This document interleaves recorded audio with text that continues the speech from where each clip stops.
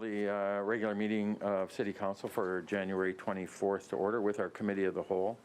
Our first order of business this morning is our delegations, and the first delegation this morning that we have is in regards to the Kindness Meter Initiative. And Kindness Meters were an initiative in 2016 that we began, and got the support of TC Energy, who were really engaged with it right from the start, and saw the benefits of the Kindness Meter program and put $10,000 into a pot for us to administer with the Kindness Meters. And the Kindness Meters basically are, 4 of them are dispersed throughout the community, at the Mile Zero post on the corner, I think at the arena, the Kenbork Aquatic Center, and the Calvin Crook Center. And basics of the initiative are that people put their spare change into these Kindness Meters. There are 2 charities every year that are chosen to receive the funds for it, and then TC Energy would match those funds. And it's been really a fun initiative. It's been really a very cool initiative to have that ability to show the kindness of our community to volunteer organizations operating within the community. And so this year, the 2 representatives of the nonprofit groups chosen were the South Peace Hospice Palliative Care Society, and Lori Knutson is here with us this morning. And this year, because of I think the difficulty of the pandemic and all of that, we saw a bit of a slowdown, obviously, in the operations of our facilities, and impacted the donations. And so we have the representative of TC Energy with us this morning, Heather DeSarmia from TC Energy. And we want to absolutely thank TC Energy for their support of this. It's been a very, very fun and cool initiative for our community, Heather. And thank you to TC Energy on behalf of our community. Well, thank you very much. And of course, would love to be there in person today, being able to thank everybody, and really happy to be here again on behalf of TC Energy. We are grateful for the support that you and your organizations do provide to the community where we do all work, live, and play. I will share that, of course, we are equally as grateful for this ongoing partnership with the City of Dawson Creek.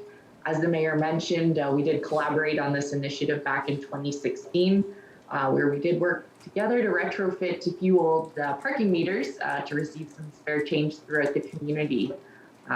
And really, the change collected over the years then donated back into the community, as the Mayor mentioned. And so really bringing us to moments like this today, where we are able to further invest in local programming and projects. So this is, of course, would like to say a big thank you to the organizations today. And I would like to add in one final plug, because we've got some other opportunities for funding as well. The Kindness Meters is really just one of the numerous ways that TC Energy is able to support BC's healthy economic recovery. I do encourage all those interested to visit TC Energy's website to learn more about our community investment program called Build Strong. The application portal for funding requests is now officially open, so we look forward to hearing from you. So thank you, and congratulations again to this year's recipients. Heather, thank you so much. We appreciate it, and thank you for being joining us this morning. And so now, if I can have Lori Knutson come up from the South Peace Hospice Palliative Care Society. We changed a little bit this year. We've added a little bit of matching money because of the decline in donations. So TC Energy, as part of that $10,000, we've added $750 to each group. And we also want to give a special thanks to the Aubert Economic Society, who this year, through an initiative of their employees, donated $300 into the initiative this year. So that makes the grand total for donations to the South Peace Hospice Palliative Care Society, $1,238.85. Right. And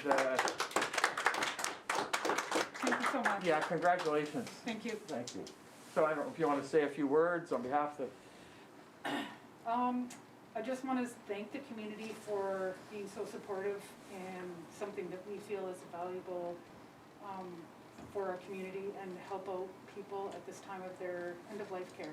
So thank you very much. Lori, thank you so much for coming in this morning. Congratulations, and we love that you guys were a beneficiary this year. Thank you. Thank you. Have a good day. You can take that check to the bank. Take that.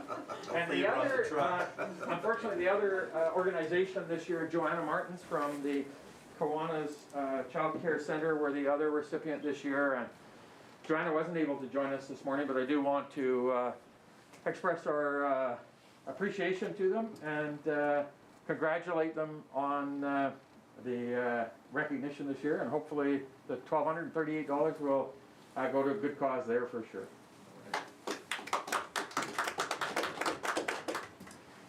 And now the last piece of this is we did draw for the new groups chosen for 2022 who will be the recipients this year, and we're really pleased to see that the South Peace Child Development Center will be one group and the ARC. So those are the two groups for 2022, so congratulations to all of them. And now we'll move to item 2.2, and we have Mr. Justin Chuan, Manager of Audit and Training Services for the BC Municipal Safety Association, in attendance.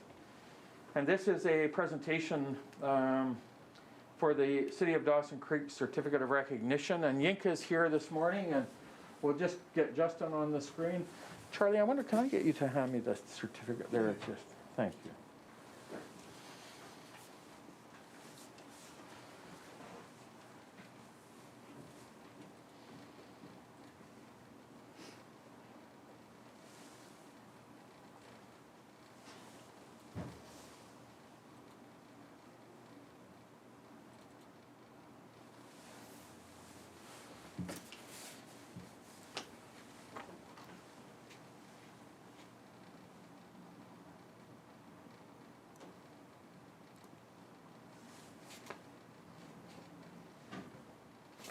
So good morning, Justin. I just would like to take the opportunity at this point to introduce Mr. Justin Chuan, Manager of Audit and Training Services for the British Columbia Municipal Safety Association. And this morning we have a presentation to the City of Dawson Creek's Certificate of Recognition for Occupational Health and Safety. And we have Yinka here this morning, but Justin, if I can hand it over to you, and happy to have you give an introduction and say a few words. Well, thank you, Your Worship. I wanted to give everybody a little bit of a background of the Certificate of Recognition program and the great work that the City of Dawson Creek has done on the side of health and safety. The Certificate of Recognition is a joint program through the BC Municipal Safety Association and WorkSafe BC. It was developed with the goal to encourage and reward employers who not only meet WorkSafe BC regulations, but exceed them. Achieving CORE requires the organization to successfully complete an audit of its safety management system, and the City of Dawson Creek was successful in completing their CORE certification for safety management systems in October of 2021. To date, 22 municipalities and regional districts in British Columbia have successfully achieved CORE. The City of Dawson Creek is to be commended for its leadership in health and safety. Achieving CORE is no simple matter. The heart of CORE is a commitment from the top to do what it takes to ensure worker health and safety, and it takes continuous communication at every level. It takes dedication from staff to ensure safety programs and procedures are created and maintained, and it takes commitment from every level of the organization in establishing an excellent safety culture among all workers, management, and executives. The strengths that were highlighted within this health and safety audit were organizational commitment and support towards health and safety, a strong inspection program, a robust incident investigation and reporting process, and an effective joint health and safety committee. From here, CORE is a process of continual improvement requiring annual action plans to improve the safety management system and annual maintenance audits to ensure the city is maintaining the high standards in health and safety. Annual incentive checks will be continued to be provided by WorkSafe BC for your achievement. The incentive amount is established using the City of Dawson Creek's WorkSafe BC assessable payroll and the base rate in our industry for 2021. On behalf of BCMSA and WorkSafe BC, I would like to say congratulations to the City of Dawson Creek for this achievement. Thank you. Thank you and so much. at this time, I would love, Your Worship, if we could get a picture of the team at Dawson Creek lifting up that certificate and celebrating the success that you guys have achieved. For sure. I got Yinka here, and so if you could come up and we'll get a picture. And Justin, I'm sorry that you're not able to join us here today, but perhaps we can somehow facilitate the picture and get your addition into it. And thank you so much for joining us this morning. We sincerely appreciate it.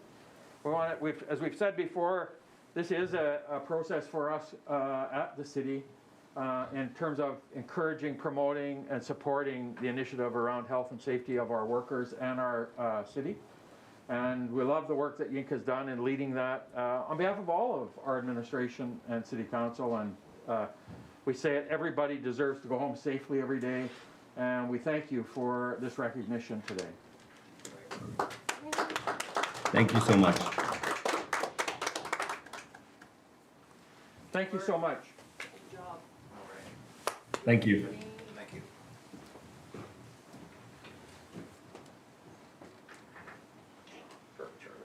Yeah, sure.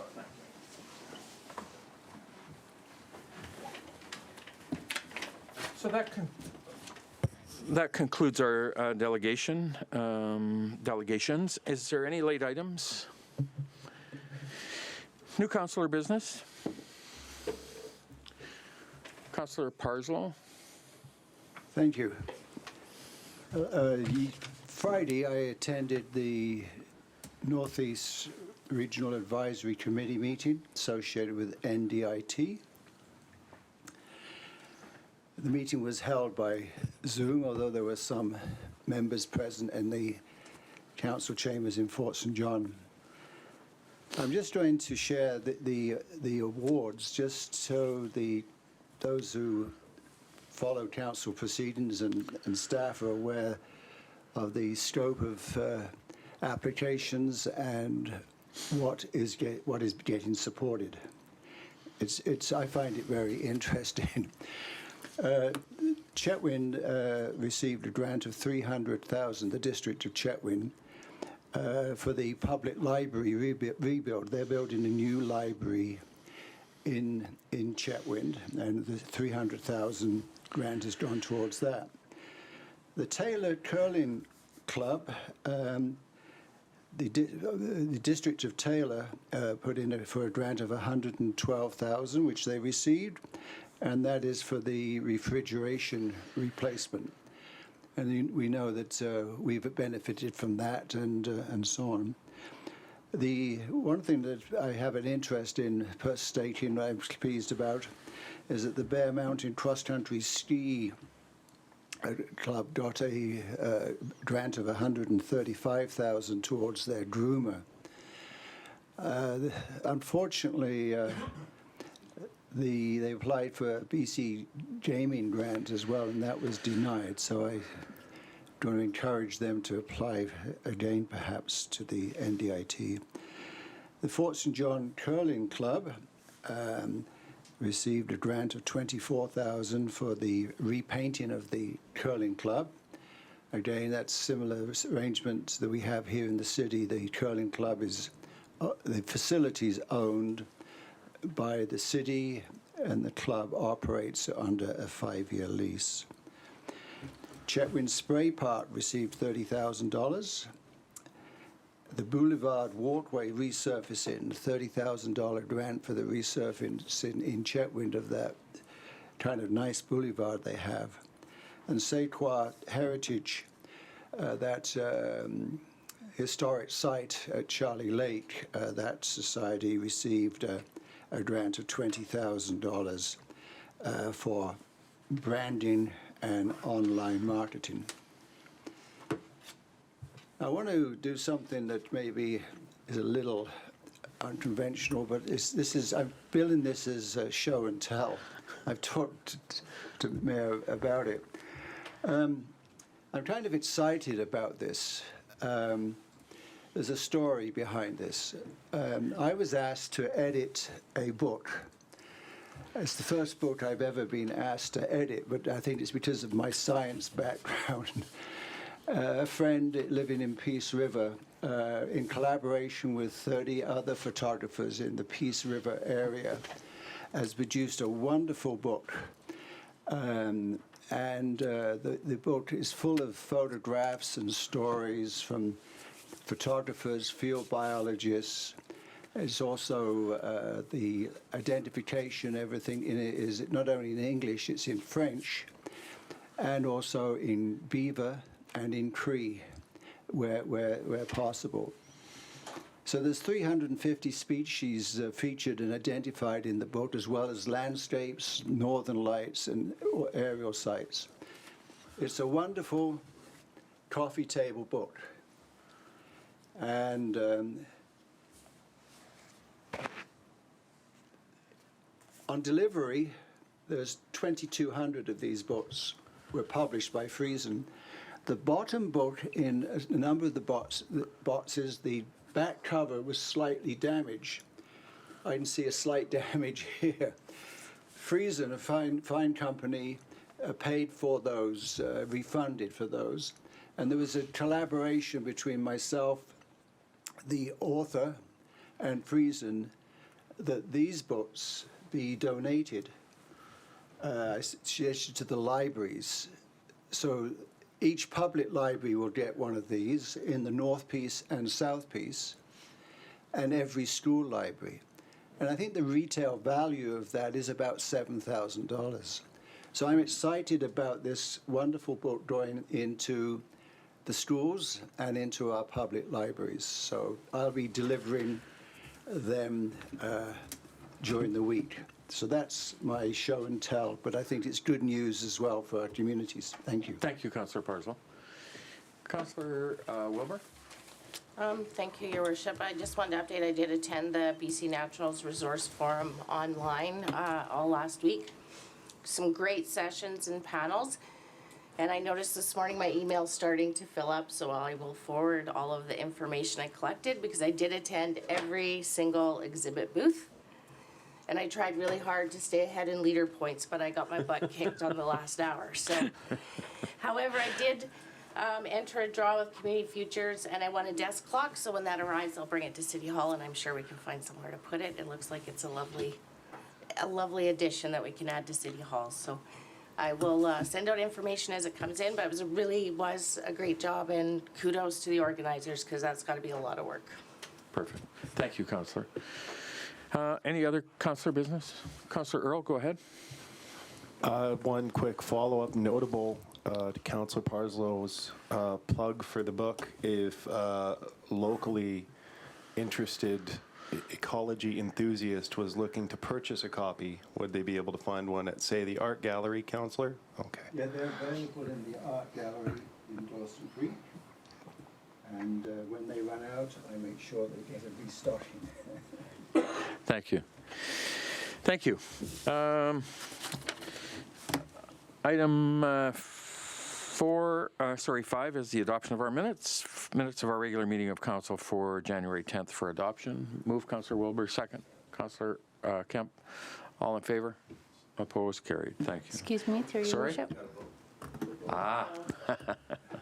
You missed one meeting. And so voting has now started.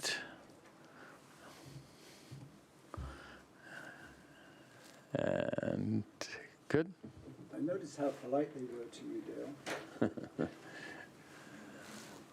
They weren't polite. Have I got everybody? Yes. Thank you. And it's carried. Thank you. Any business arising from those minutes for anyone?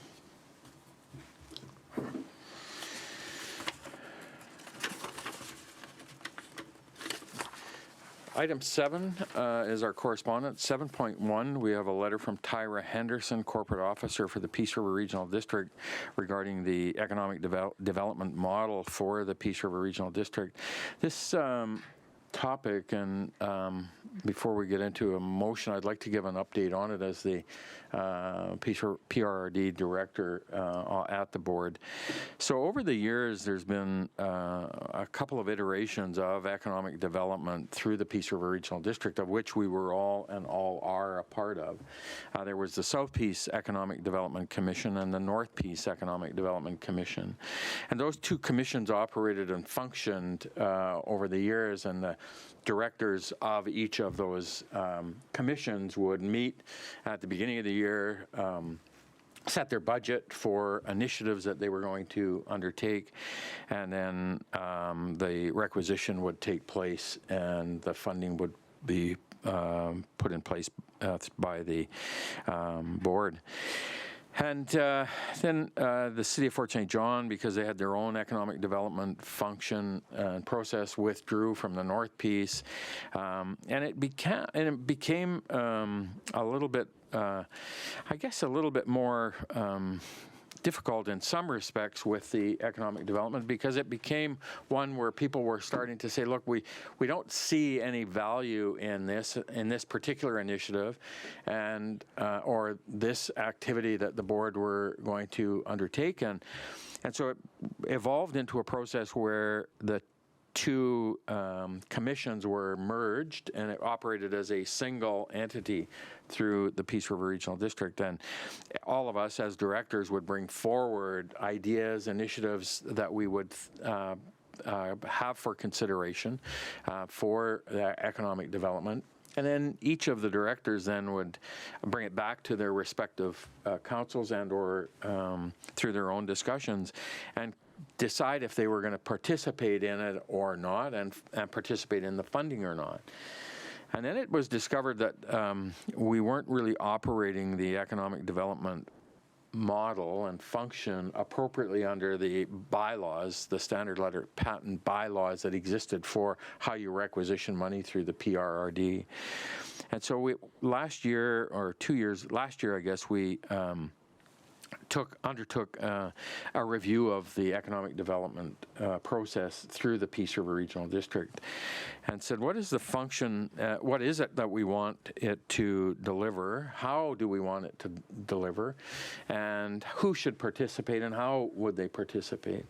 We have a whole bunch of initiatives at the RD that we currently take on, and I think are really important, the health initiatives. So the North Peace Division of Family Practice gets $100,000. The South Peace Division of South Peace Health Services Society gets $75,000. We put $120,000 into a scholarship fund for healthcare. We fund the STARS, the Strategic Air Response Service, I think is the, I'm not sure, it STARS, the air ambulance. We put $170 a year into that, and we've done that for a number of years. And that's an example of some of the economic development functions that have taken place at the RD.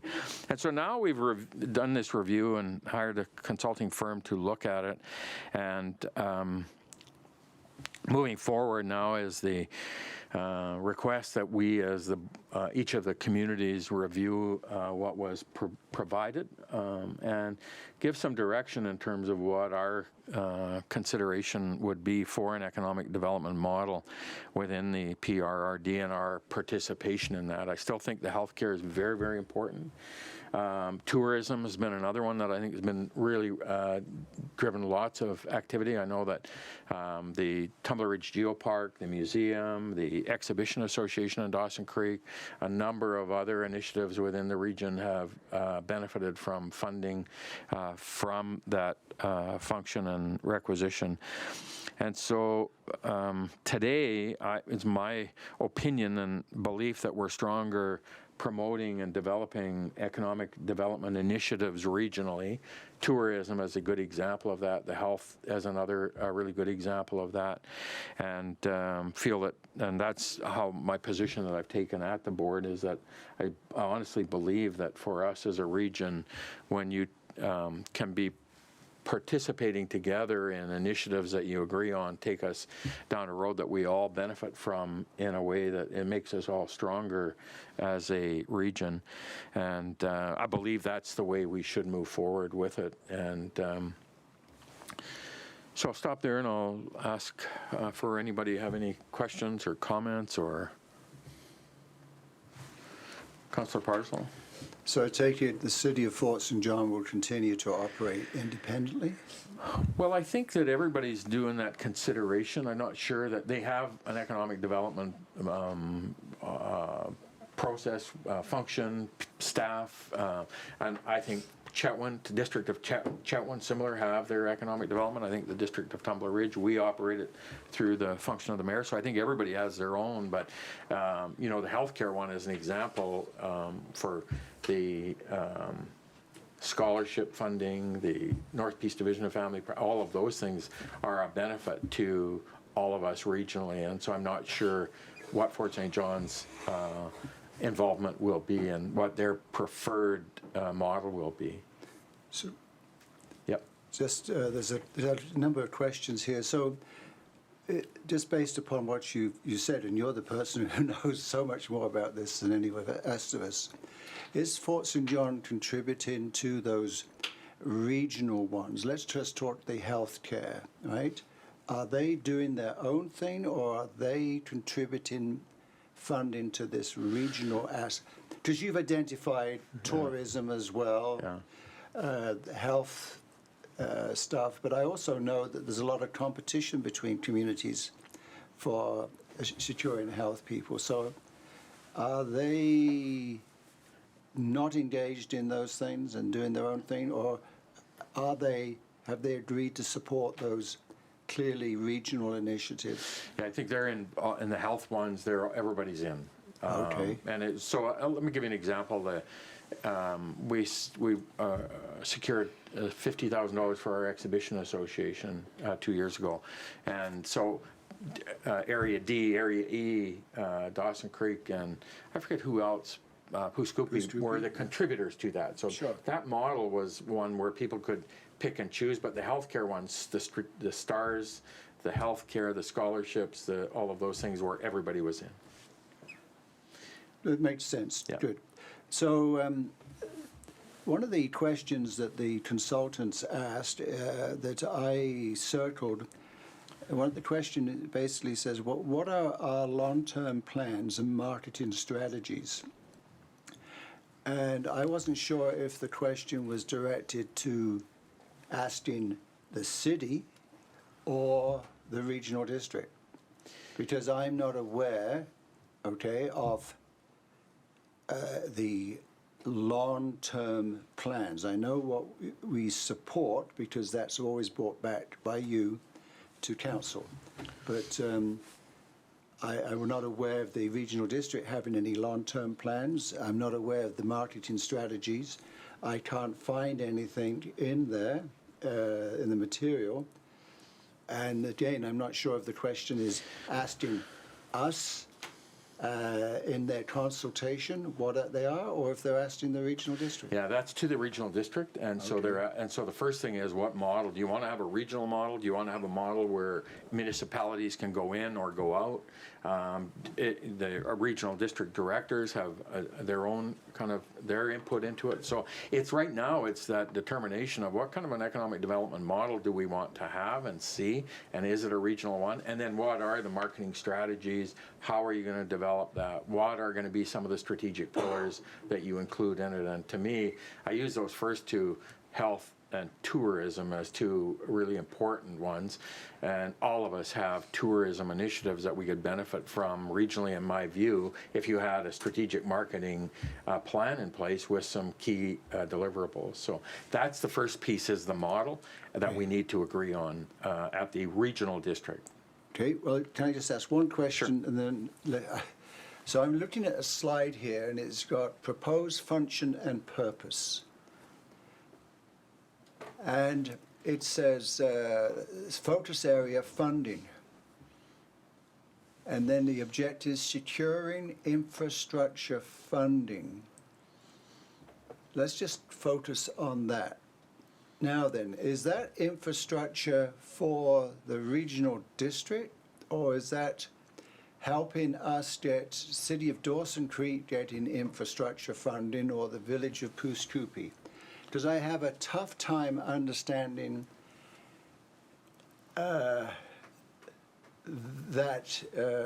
one, because we all budget for infrastructure.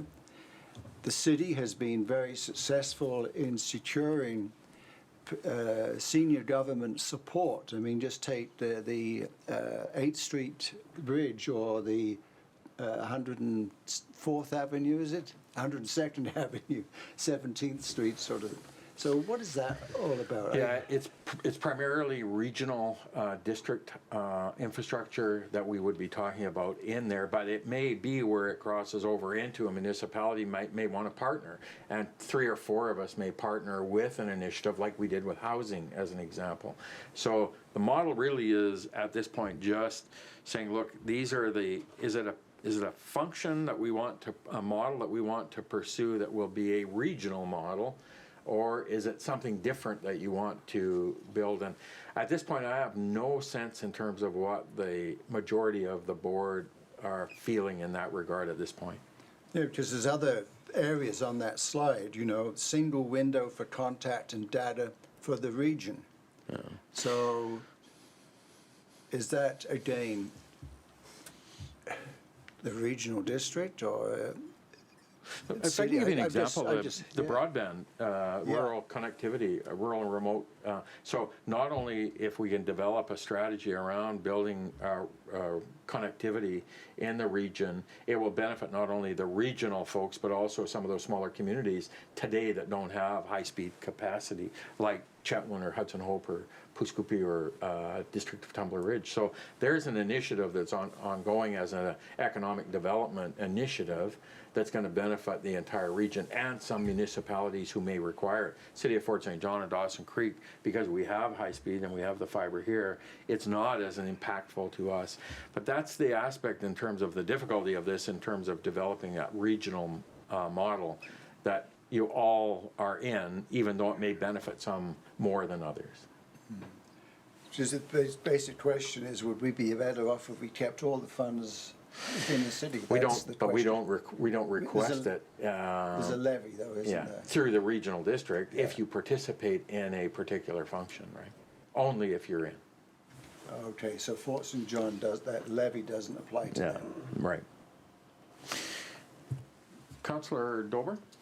Thank you, Worship. I read through this, and I think it's a really good idea. Like, I think, in years past, there's always been like a divide amongst communities, and at the end of the day, it's really about, like, if we can all do what's best for our area, we all benefit in some way, and I like this idea, and I think it's, a thing that we should definitely look at supporting and how it works. And I had the privilege of sitting in one of the health meetings the mayor was talking about, and there was mayors from all the other communities on there, and it was about the scholarship funds, and it was really fair. Like, it wasn't about Fort St. John getting all the nurses. It was like split up fairly evenly, and there was no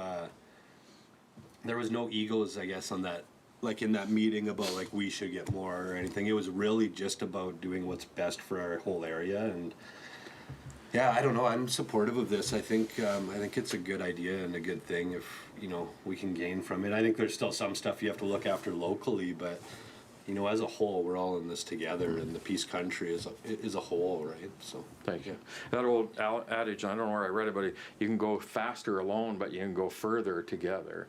And to me, the better we are, and that's been my approach at the board. I've really tried to espouse that. The regional model, I think, is the best one for us as it relates to some of these initiatives. Councillor Earl?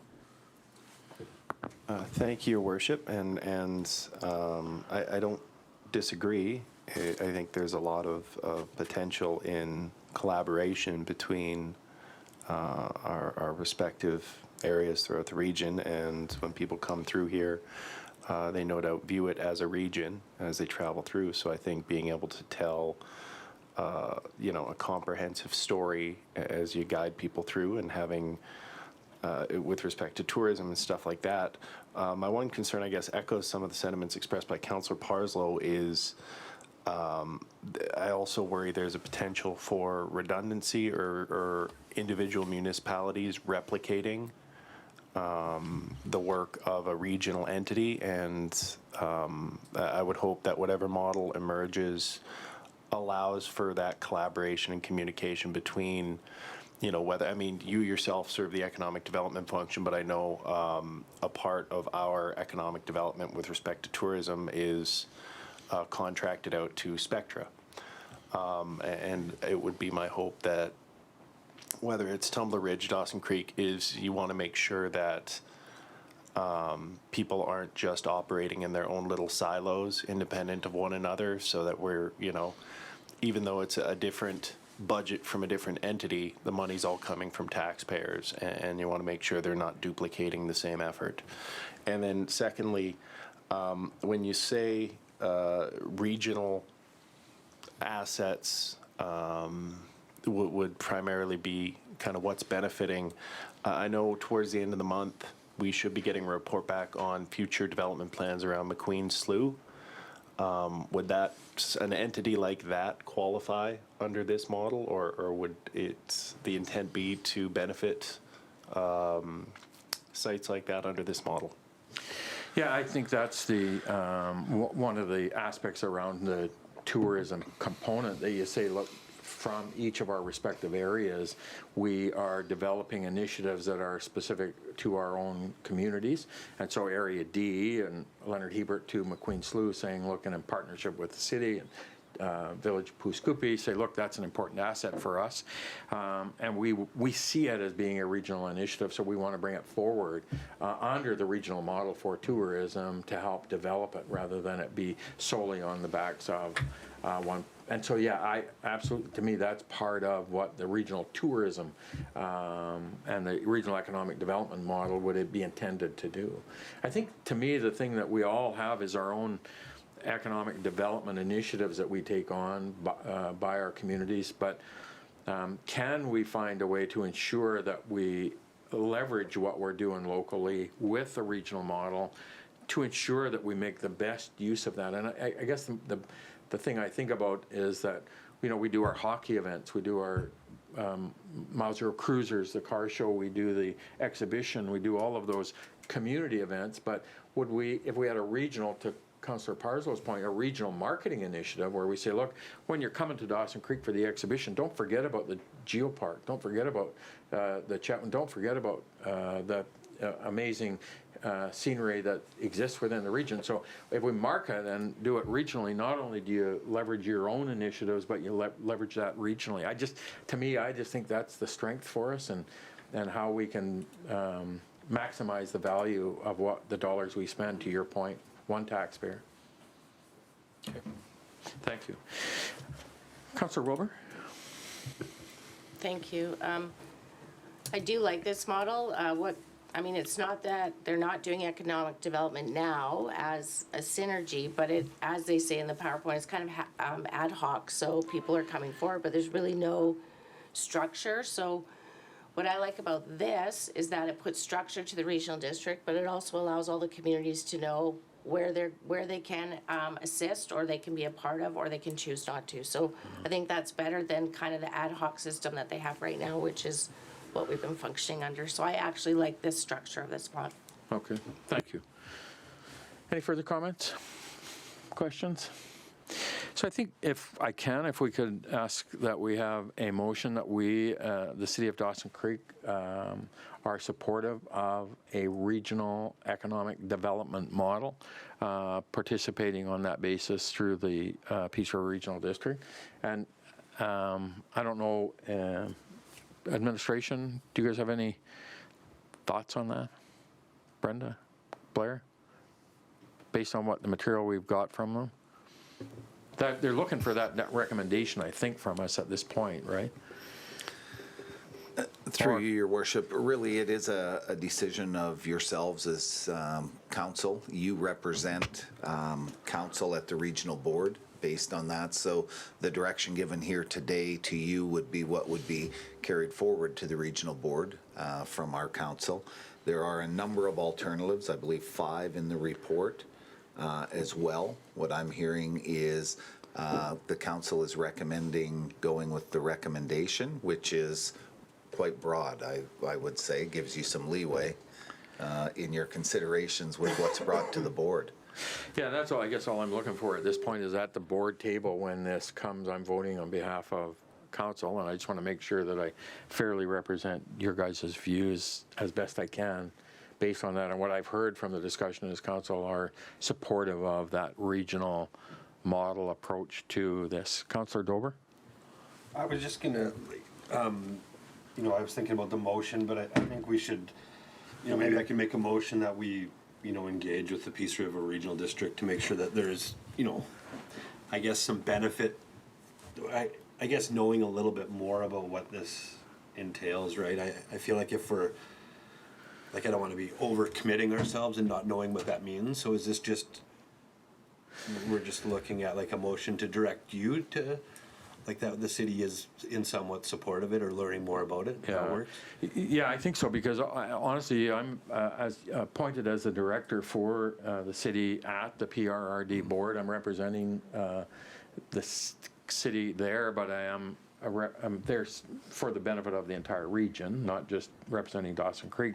And so this model is going to unfold through discussions, and I don't know what the next step is, but I wanted to make sure that, as did the board, want to make sure that all of the municipalities are involved and aware of this work that's ongoing and get their input into it in terms of what the preference is. But it's not going to be something that's going to get agreed to in the next little bit, because I think it's going to take a bunch of more discussion by the board and everybody's input into that. So you're just, so I'd be into making a motion that we would, you know, initially be in support of, you know, looking at the regional economic plan, and yeah. Okay. Do you have a seconder for that? Councillor Wilbur. Discussion. Councillor Parslow, go ahead. You know, I have a lot of concerns. I'm looking at the slide again, another slide toward regional gaps. So the consultants have stated, you know, a number of things here. Awareness of economic development activities. Well, there's confusion in market. The regional leadership, there's no clear direction regionally. Regional tourism support. Regional data collection. Coordinated investment attraction. Business retention, expansion, lead generation. Now, they say they're regional gaps. So the alarm bell that goes off in my radar is, okay, they're gaps, and presumably they're going to be saying you need to fill those gaps. Ka-ching, ka-ching. An expanded economic development platform at the regional level. And I have questions about that, so I can't support anything that I'm not clear about. I suspect that this is going to have a taxation requirement, because if you want to do more, you have to increase your staffing level or stop doing some things and do different things. Yeah. So I just have, you know, I mean, I support your work, what you do, but I'm not comfortable enough to vote for this, so I'll be voting against it. Okay, thank you. Councillor Earl? Thank you, Your Worship. Could I just, if it's not too much trouble, Brenda, have the corporate officer read the motion to us? I just want to be clear on what we're committing to, because while I have some of the same reservations as Councillor Parslow, I do think Councillor Dober phrased it in such a way that it was kind of a tentative approval to continue the discussions and not necessarily committing us to anything until we see a final plan. But I want to confirm that with Brenda. Yeah, through your worship. The motion that was received from Councillor Dober was just to support the Regional Economic Development Plan. Go ahead. My intentions to that were more of what Councillor Earl said, that it was, you know, more to look at it and not make a commitment. I mean, and I think that's more, you can't, how do you make a commitment that it's, like Councillor Parslow said, if there's a big cost to it, I mean, we would look at it then, right? So let me clarify. One vote of 12 at the board table, and nothing that I'm going to do is either going to commit us or hang us to something, or it's a majority vote at the board that's going to carry the decision and the direction that takes place. And so this is about, for me, getting your guys' input into whether we carry on with that discussion of having a regional economic development process at the PRRD or not. And if we're not, then I completely appreciate the majority of council's view on it, but I'm going to sit there with on my hands then when it comes to a vote one way or the other, because I've got no direction from council to do anything, or vote opposed to it, I guess. I think like we should be part of it and listen to it and bring it back here. Like, why would we not? Like, I find it, no offense to anybody, but I would find it very simple-minded to just vote against it. Like, why would we, if there is something that could benefit Dawson Creek and our community, why would we not listen to it? Yeah. Councillor Earl, you got yours. Oh, thank you. Sorry. That was, no, I mean, I'm fine to pursue the discussion. I was just, as you said, you don't kind of have any idea how the board's leaning at the moment and what the final plan is going to look like. So to shut it down prior to those conversations, I think would be premature. Just before we commit to it, I was hoping there'd be a final chance to review, but I imagine there will be, but I guess that's a conversation for another time. Yeah, I'm your director at the board, and if it comes to a vote, then I, like you guys do, I would vote at the time based on kind of my views of where I am. That's, you guys appoint us as your director to do that, so. But let me go back a little, right? So there's some real key funding here, in my view as well, the healthcare, the scholarships, the things that we've seen have been really beneficial. And so those are things that we need to, in my view, continue to see move forward in a way that benefits our region and our community. But, yeah. Councillor Parslow? Yes, certainly there are things that benefit the community. Just information here, and do correct me if I'm wrong. This, the board establishes a tax levy to fund this, and the rate is in the report. I've forgotten what it is. So if the majority decide to expand this economic development function by a regional district levy, and that passes, the city taxpayers would be levied that rate to support this regional function. So that is the lens that I'm not sure that I want to see any expansion on some things, but others things we do benefit from, right? So I'm just trying to say that this does have a potential tax implication. So would the process be that if they do plan to expand this function, put more resources to it, that would be brought back to the, obviously to the board of directors to approve, but would it be brought back to the city to approve? No, so first of all, any function that is provided by the Peace River Regional District on behalf of the regional district as a function has to go to a referendum, 911, solid waste, things like that. And so that has to be voted on. And so the economic development was a function that was agreed to by a standard letter patent back in the 60s or 70s and existed. But now there are some things that are being done that aren't. And so the first thing is what is the model you want to deliver? Does it fit within the current bylaws that exist? And then if they do, are you moving forward with them? But the residents have already given their approval to that. And then it's up to the board. Like we're elected to represent our community and our residents for tax requisition. The regional district do the same thing, and those are only functions that are agreed to by the residents that have been voted on by the residents through referendum. Did I answer that for you? Yes,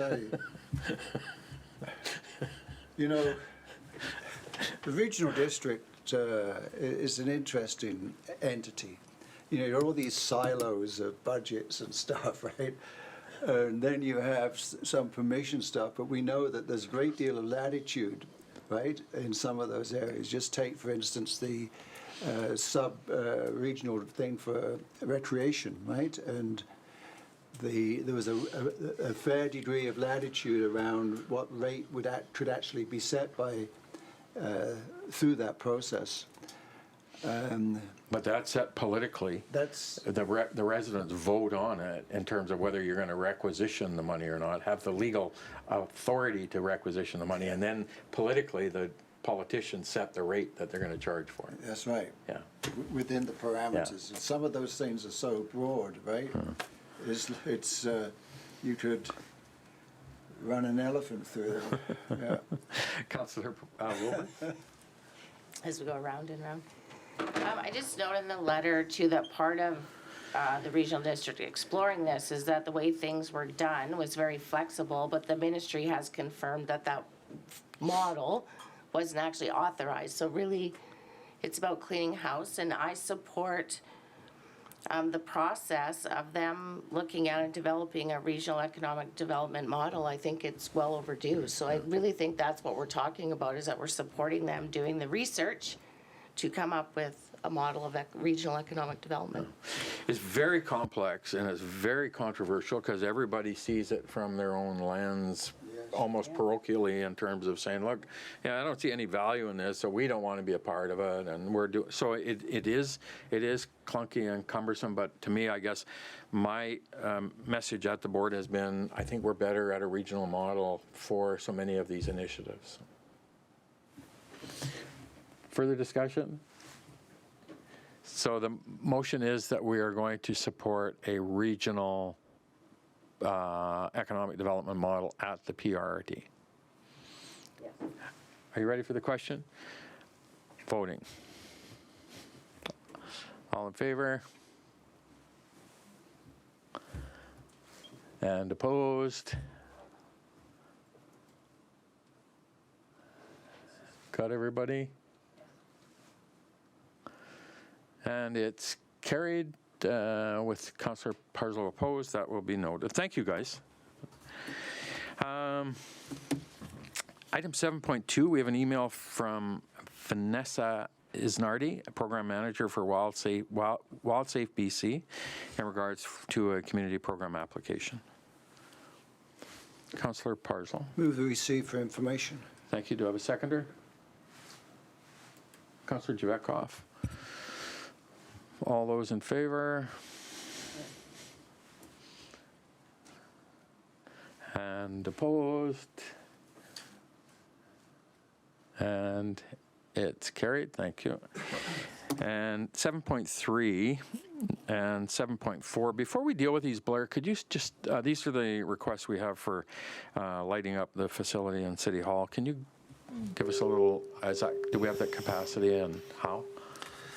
Thank you, and through you, Your Worship, to yourself and council. We do not have that ability with lighting. We have just put up some Christmas lights this year within our trees, some at the entrance of both the Fire Hall and City Hall, but I believe that the Kiwanis Performing Arts Center has the ability to change the color of their lights when that building was put together. So this may be something in coordination with them that we're able to meet the requests of both of these individual requests that are before us, in cooperation in speaking with Johanna, who I'm quite confident would be more than happy to support such a request. But again, I want to be careful I'm not speaking for them. Yeah. It would be So maybe if we can get a motion, then we'll direct administration to contact the Kiwanis Performing Arts Center to see if they can comply with this request. Councillor Wilbur? Sorry, who have I got? I got Councillor Dober. Go ahead. Oh, sorry. I'll make the motion that we direct staff to discuss with the K-Packer on how we can do this. And also, yeah, that's my motion that I'll talk to. Okay. So do we want one for each separate one, Brenda? Because they're both the same request, basically. Or can I make the motion for 7.3 and 4? Through your worship, we can accept both letters at the same time if the same direction is going to be provided for both. Okay. So receive both letters and then direct council I'll do that. accordingly. Thank you. Do I have a seconder for that motion? Councillor Wilbur? And go ahead, Councillor Dober. I lost my train of thought now. Where's that? Oh, the other one thing about it, like stuff like this, do we have like I don't know our staffing capability or marketing, but do we like promote this on our social media and like and then the other part of that is I guess is we had like from TC Energy this morning brought up about might not be the right time to say this, but they brought up about that they have funding for local organizations. Like, do we have the capacity to be able to pass that information on to organization that off groups in Dawson Creek, or how do we go about getting that information out? We post many things on our website. This is one I'm going to have to check to see if we followed through on it. I would look to Brenda possibly for a little assistance, but yes, we try and get as much information as we can out, not just for issues that affect the city directly, but for individual groups such as what you've spoken about here. So, Yeah, lots of good things. It'd be nice to get it out. So, thank you. Thank you. Councillor Wilbur? Thank you. Yeah, we've done this in the past, and council did make the decision to have the color set to a certain color at KPAC, and we let them know, and I think we've done purple, I think we've done red. So it's something that we've done. We've just approved the request and then let KPAC know to change the colors on the building. So it is the city's building. So anyways, we've done it in the past, and it has been shared on social media, and I know in the past I've shared it myself off the city site. So. Thank you. Councillor Dvekov, Councillor Dvekov, go ahead. Yeah, I just thought, I think the college has the ability to change the coloring on their trades building there. Councillor Parslow? Well, I was trying to make the same point. It'd be nice to request both the college and the KPAC. I think it's a really effective way of highlighting something, and the people ask why the colour, but so yeah. It's dangerous, isn't it, when Councillor Javatkov and I are thinking the same thing at the same time? I'm going to have you sitting beside each other soon. Blair? Your Worship, the request from both of these groups is to the city. I'm wondering if it might be better handled if we got back to the groups to say, please put your request into the college, or what I'm hearing is saying the city should call the college. I'm just out of sync on that one. We'll deal with these two here as the direction that we have. From the city? Yeah. Okay. Thank you. Further discussion? And all those in favor? There we go. And this is for items 7.3 and 7.4. And all in favor? Carried. Thank you. We have 7.5. We have an email from Luella and Joe Judge from the Rotary Clubs in regards to their 2022 auction, looking for the city's willingness to participate. Councillor Parslow? I'd like to move that we participate in the Rotary auction as per past years. We have an approach to it. So yeah. We've donated, I think, a swim pass. Your Worship, yes, we have donated in the past, and I believe it is two $250 certificates from the city of Dawson Creek. Thank you. So the motion is that we participate by the purchase of 2 swim passes or donation. Do I have a seconder? Councillor Dober. Discussion? Councillor Dober? Sorry about all the questions.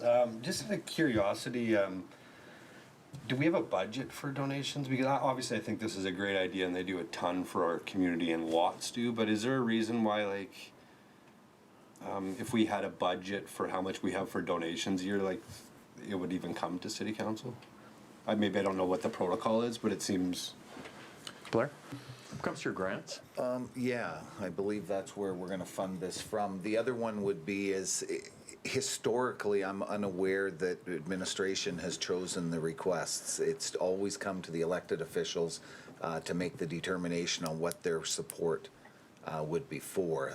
Now, if council wanted to change that direction and say, look, we've got a budget of X, this shouldn't have to come to council, you guys just make the call, we can operate it that way. Just historically, I'm unaware that it has ever worked that way with Okay. the city is all.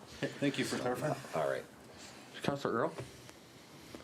And just, thank you, Your Worship, and just for further context, given that it is the start of a new year, our annual grant budget is $12,500 as per what we reduced it to in 2018, 2019, correct? I believe that is it, yes. Okay, thank you. So I think one of the reasons why we as an elected body would decide who gets that is because if it was just automatically offloaded onto staff with the request we get, that $12,500 would be burned through fairly quickly. Thank you. Thanks. We're quite prudent with your money. I know. Further discussion? Are you ready for the question? All in favor? Ah, shoot. Oops. You guys didn't press the no button for the Rotary donation? It's locked in there. Vote is about to start. Sorry. Oh. You do it again. We can go again? Did it go? It started.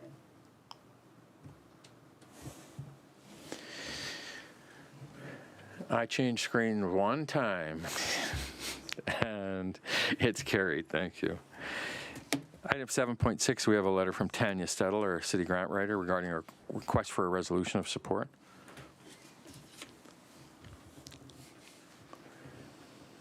Councillor Earl? Thank you, Your Worship. I will move the resolution that the City of Dawson Creek supports the grant application to the 2022 Emergency Support Services for the Emergency Support Services Reception Center set up through UBCM Community Emergency Preparedness Fund for a grant of up to $25,000. Thank you. Do I have a seconder? Councillor Kemp? Discussion? Councillor Parslow? Just information, did the UBCM get some funding from the provincial government to administer, or what's the source of funding? A grant from the government to UBCM to administer, or out of the revenue fees? Your Seems a lot Worship, of money to... we would have to confirm that. Most time, or many times historically in my involvement, the provincial government would work with UBCM as the representative body of local government to give them the money to distribute on something like this. So I don't have a definitive, but I will let you know. I assume, which is always a dangerous thing to do, that the money has been put forward by the provincial government for this. But I will confirm that and let you know. This would not be something that I would see, having sat with the UBCM executive in years past, that they would take dues from UBCM members to do this. It's chances are this is very much a grant from the province being administered by the Union of British Columbia Municipalities. Yeah, I would have thought so, because I was concerned that there'd be such a competition for funding that was within the UBCM, right? That we may not get any, but this other way, it's probably sufficient for all. Yeah. Thank you. Further discussion? You ready for the question? All in favor? Opposed?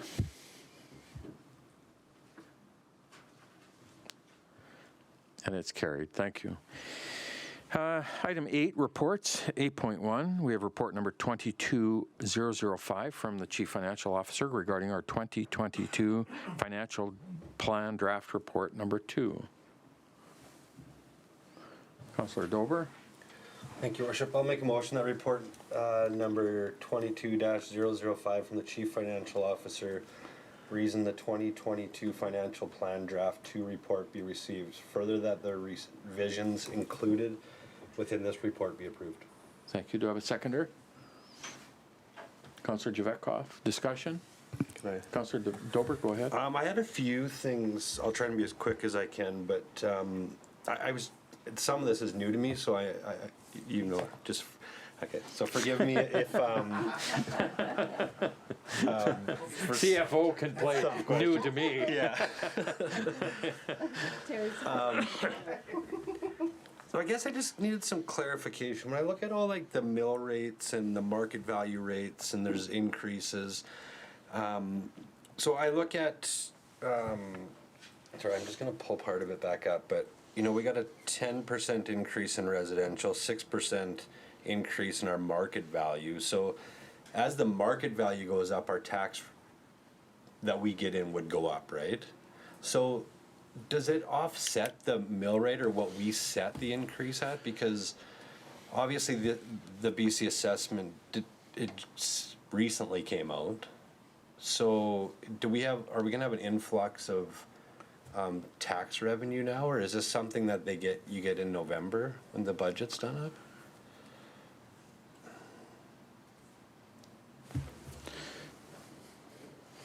Terry? So, through your worship, yeah, so we get the first version in November, which is the preview, which is what you guys saw. And Yeah. then December 31st, the completed roll comes out for 2022. And then March 31st, the final roll comes out, which is all the adjustments. So as assessment goes up, the revenue that you would get would go up. But it's quite minimal for the change from the preview to December 31st. It was quite minimal. Okay, so I maybe just didn't catch that then, because it's a little new to me. I just, you know, you look at some, like the business one on a $8.7 million valuation, like, you know, looking at this now, like we're increasing, I guess, with the increase in value and the mill rate, you know, it's greater than $500,000 a year on 8.7 million is pretty substantial increase to revenue. So that's why I was just like, we've set that mill rate to go up a certain amount every year for what I can't remember if it was 4 or 5 years, but is there a reason why we do that when we don't know what the market value is gonna go up? So like if the market value this year goes up 6% just on residential, like we can't foresee that. So is there a reason why we set mill rate increases for a longer period of time, not knowing what the market value is gonna do? We set them annually, and so we would have set this provisional anticipated budget based on mill rates, based on market change, the non-market change, so new assessment that come in, and we set it based on, we got a 1.5% tax rate in there for our paving levy, and then based on the budget we anticipate spending operationally and capital for the year, when we have that preview assessed roll when we do that, and then the completed roll, but we absolutely had that information when we set that mill rate in November, December, yeah. Yeah, but when we're talking about that mill rate and those increases, like I seem to remember that before I was on council, there was something approved that I've seen something where it's like for the next 4 years, it's going up this much. Yeah. So how do we like determine that with not knowing what market value? You set a 5-year kind of budget for capital, and so then you anticipate what you're going to need for your mill rate based on that, and then if you take your average assessments going up 1%, 2%, or whatever, so you set that. But every year you adopt and you set your mill rates for that budget year. It's more of a planning document, that 5-year plan, Darcy or Councillor Dober, just for us to be able to anticipate. Like we need to do buildings, we got road infrastructure, so you need to set that 5-year plan for planning. So for future, for my own knowledge, like that 5-year plan that was set, that's not written in stone. No. So it can be changed, like. Yeah. Capital can be, we changed the capital plan when we implemented the $20 million paving program 2 years ago, right? So. Yeah, okay. Thanks for clarifying. And then just one other quick thing on, where was it? Sorry. Under the implementations, we have the, where is it here? The public consultation is it have to be set for a certain time, and is it a long, I just seen it set for 1 o'clock on a day we don't have council. Is there a reason why it wasn't set at 9 a.m. so that, you know, There is no real reason for it. It is to try and get the highest turnout you possibly can. Is really, okay. It's for the public. It has been difficult through these last couple of years with what we've experienced as far as public involvement, just because of the climate we're in with this crazy world we're in. Okay. And in the past, our public consultations, we'd set them at night, we'd set them in the morning. We just trying to find a way to engage people to come, right? And that's the dilemma every year. Okay. Yeah. Yeah, and I wasn't, the only reason I guess I thought about that, I wasn't not being selfish in one bit, but I know some of the counselors on here have children that, you know, I gotta pick up, so I was like 1 o'clock, like, is there a reason? But if it brings more public, then that's what it's about. That's so- for sure. Yeah, we want the input from our public. Yeah, okay. Your worship, we are flexible, so this is a decision. Should yourself and council decide that, you know what, we would like to do it at 7 PM on a Tuesday, or however you want to do it, we will accommodate that request. This is something we put forward, but by no means is it something that is so cast in stone that we can't alter it through a discussion here today. Okay. And I would be in favor of, like, this is all new to me, so whatever the best time is where we're gonna get the most, you know, community residents, then I'm in favor for that, so. Thank you. Councillor Parslow? I need some a refresher here on the changes from draft 1 to draft 2. I'd just like to know what was the thinking in draft 1 and why the rethink for draft 2.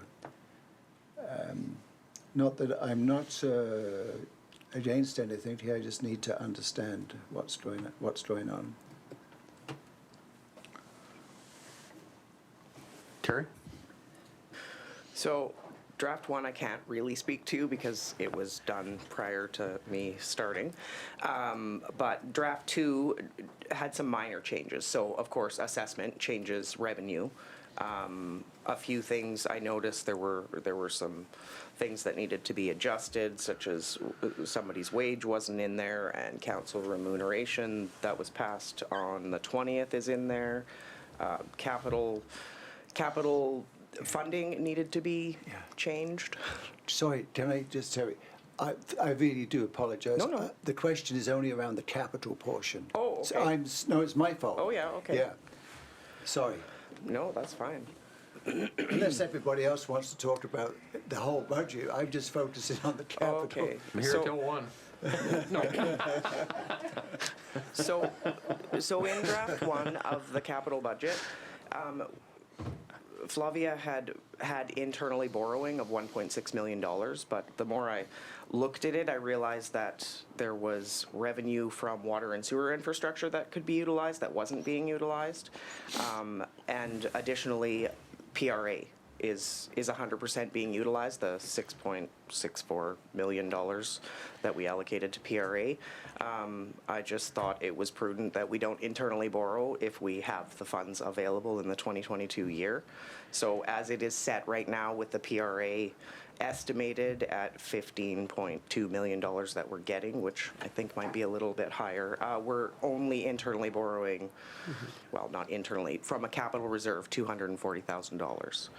So the major changes to capital were just rearranging of funding sources, and I utilized all the funds available. So we wouldn't have to internally borrow, because we have to pay ourselves back with interest, and it's a cost I don't think that the city needs. Thank you. Thank you, Terry. Councillor Wilbur? Thank you. I just want to get back through you, your worship, to staff regarding public consultation, which we've proven year after year, there's never really a good time. Is there an expectation if we're starting at 1 that we're going to run after working hours? So that is a complaint I got last time when we had the consultation in the middle of the afternoon. Whether they intended to attend or not, they couldn't because they were working. So I'm just putting that out there. Is it something we need to look at? I know we've had it at 7 o'clock at night and 4 people showed up. There was more staff than there was public. So I don't think there's a good time, but I also don't want to have the perception in the public that we're picking a time that isn't feasible for for working people to attend. So, So honest I'm to just- goodness, this is our Yeah. drive, right? So we can set it whatever time council wants to have. Because, well, I have no problem coming at 1, but then are we saying we're gonna stay till 5 or 6 because that's when people get off work at 4 o'clock? So that's what I don't know. There's never a good time. I don't think we had anyone last year. No. We had one question, Your Worship, come, but we are happy. I don't think we would have to come at 1 and remain here until supper or after supper. I have not in 30 years been engaged in that kind of discussion on the budget, but if the wish was to say, let's start at 7 p.m., we're happy to accommodate that and see if we can gain, I wouldn't say more interest. I think people are interested. It's their busy schedules that sometimes allow them or don't allow them to yeah. participate, so. Let's have some conversation about that, and maybe we'll bring it back for our next meeting, and we can advertise it for a different time if we see a benefit to doing it later or earlier or whatever. Yeah, it's just a thought from feedback, but you get it no matter what time you send it Yeah, back. for sure. Councillor Earl? Yeah, similarly, trying to think back to the last year or two of budget meetings. Was last year's remote, or was that Yeah. the year prior? Yeah, because that was, felt like we were hosting a telethon and nobody was phoning in, and that was not great. But yeah, I agree with Councillor Wilbur, whether or not people within the community take the opportunity, we do need to be seen to make the effort to be accessible to them, especially on this particular item. And I'm curious to see if it, I hope it's at a point where we don't have to rely remotely on technology, because I think you lose something in that. I know certainly when we were having to phone in for a time there, the discussions were somewhat limited. So yeah, no, I think it's prudent that we discuss options. Thank you, and very appreciative of the report. Thank you. Councillor Parslow?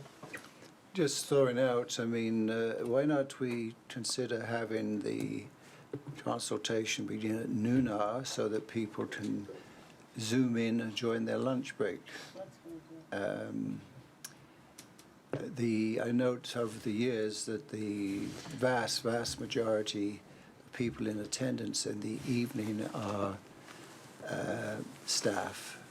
And so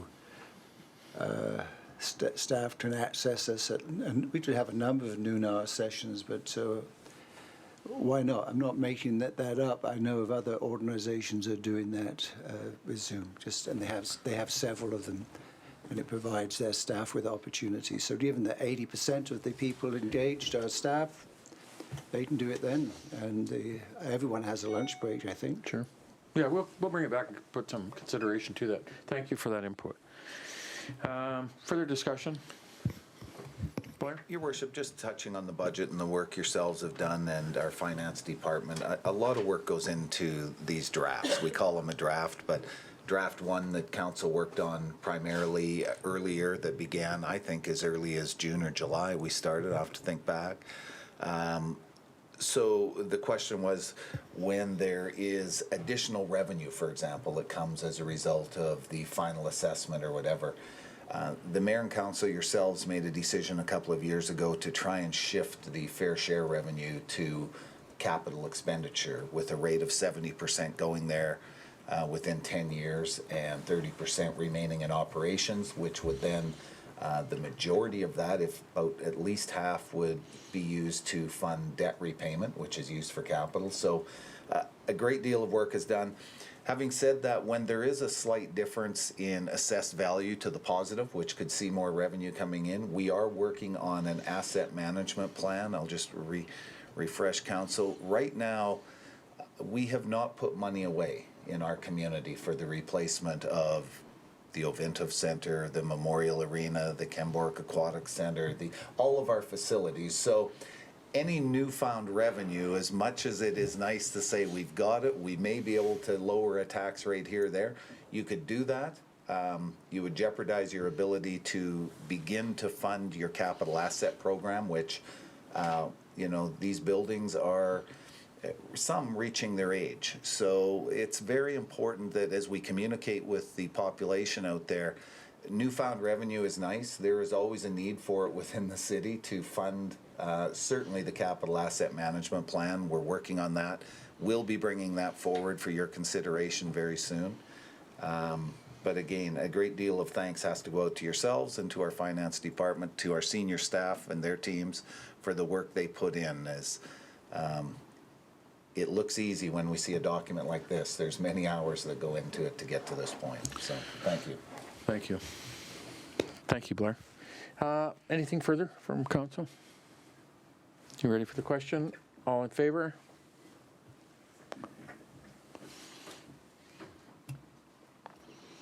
And opposed, and it's carried. Thank you. Thank you, Terry. And 8.2, we have report number 22006 from the Parks and Facilities Manager regarding capital work projects approval.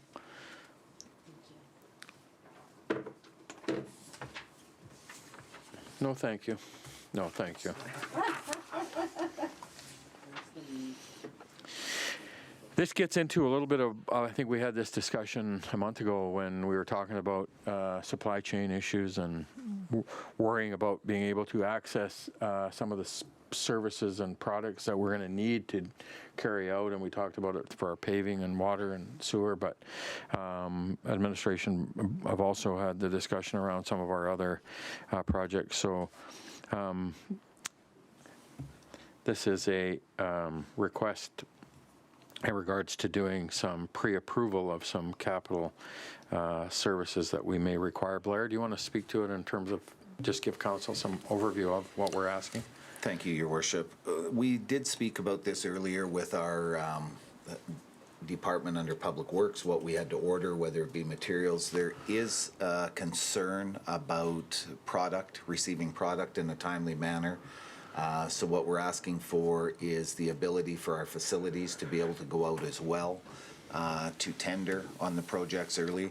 We are now at draft 2 of the budget. Obviously, there is room to change that still, but there's been no indication from yourselves that the capital program is going to change. It seems quite solid. We would go out to tender at this point, order the materials we would need for the capital program as has been presented to yourselves. So that's what we're asking for. Should we wait? We may get the material we need or we may not. There is no guarantees either way, but the sooner we can go out, the more opportunity we will have to have the equipment in place to be able to do the work that we are approving within the operational and capital budget. Thank you. Councillor Dober. Sorry, we were just discussing, like, did you need the recommendations to? Or?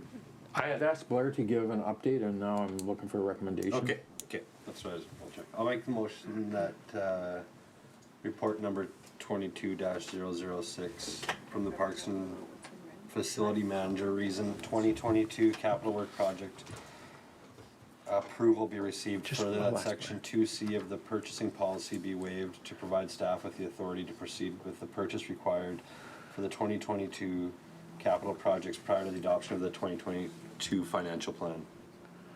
Thank you. Do I have a seconder? Councillor Earl. Blair, we have Councillor Wilbur, who's a resident on one of the streets that's going to be impacted by one of the capital. So Go ahead. is this going to impact any other pre-approvals on any of these at this point? And should she remove herself because she's a resident? No, she actually does not receive the benefit on her own. This is a broad benefit when it comes to roads and different things that happen. So no direct conflict if that's... Thank you. All right. Perfect. Thank you. Go ahead, Councillor Dober. If you want to Thank you, Worship. Just a question, like with, there's obviously some risk on pre-purchasing some of this stuff, but my thing, like just dealing with this outside of the city is that because of the pandemic and things going on and things getting tough, that with supply and demand chain having issues, the value, the price to purchase this stuff can go up quite substantially. So when we like budget like for pipe, is that like, do you guys have like a broad budget for the whole project, or do you have like for each part of it? Because my thoughts are is if we order something that's went up 4 or 5 times in value, is that now going to affect the overall of the project? Go ahead. Kevin? Yeah, so through your worship, and we'll talk specifically on the PVC thing that we brought to last council, right? So we, through our budget creation, we have a sense of what the value of that material should be. We have it all broken out through our budget estimates. So we'll go to tender on that equipment and material. And when we get those prices back, we'll have a sense of whether that seems reasonable, or it's way over budget. Either way, we'll be coming back to council and we'll be saying, okay, this is what we've got. It seems to be within line, or it's considerably more, or whatever that issue. And then we'll make a decision at that point of how we proceed. Okay, perfect. Okay, so we're not approving for everything to go be bought tomorrow. There's still the process that gets followed. Okay, thank you. Thank you. Councillor Parslow? I am in favour of this logic, but I do have a couple of questions I'd like to ask staff, and I'm hoping he'll allow Shante to answer the question. So I've heard... No, that's this over here is who gives that authority. The gavel is here.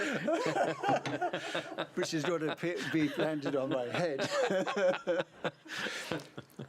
So yeah, I'm in favour of this in principle, but I have heard from staff that this is around construction materials. So what construction materials are involved in the recreation master plan? Shante? Through your worship, Councillor Parslow. So we listed all of our projects. So one of the things is that we would like to get the master plan out as well, because it's going to affect what we're going to put in for 2023, 24, 25, 26, 27 on within our recreation. So we'd like to get that out, as well as block the person that would do the recreation master plan as early as we can, because it could end up getting busier with that. So that has nothing to do with materials, is what I'm hearing there.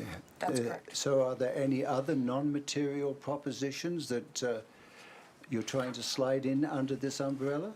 No, we're not trying to slide it in.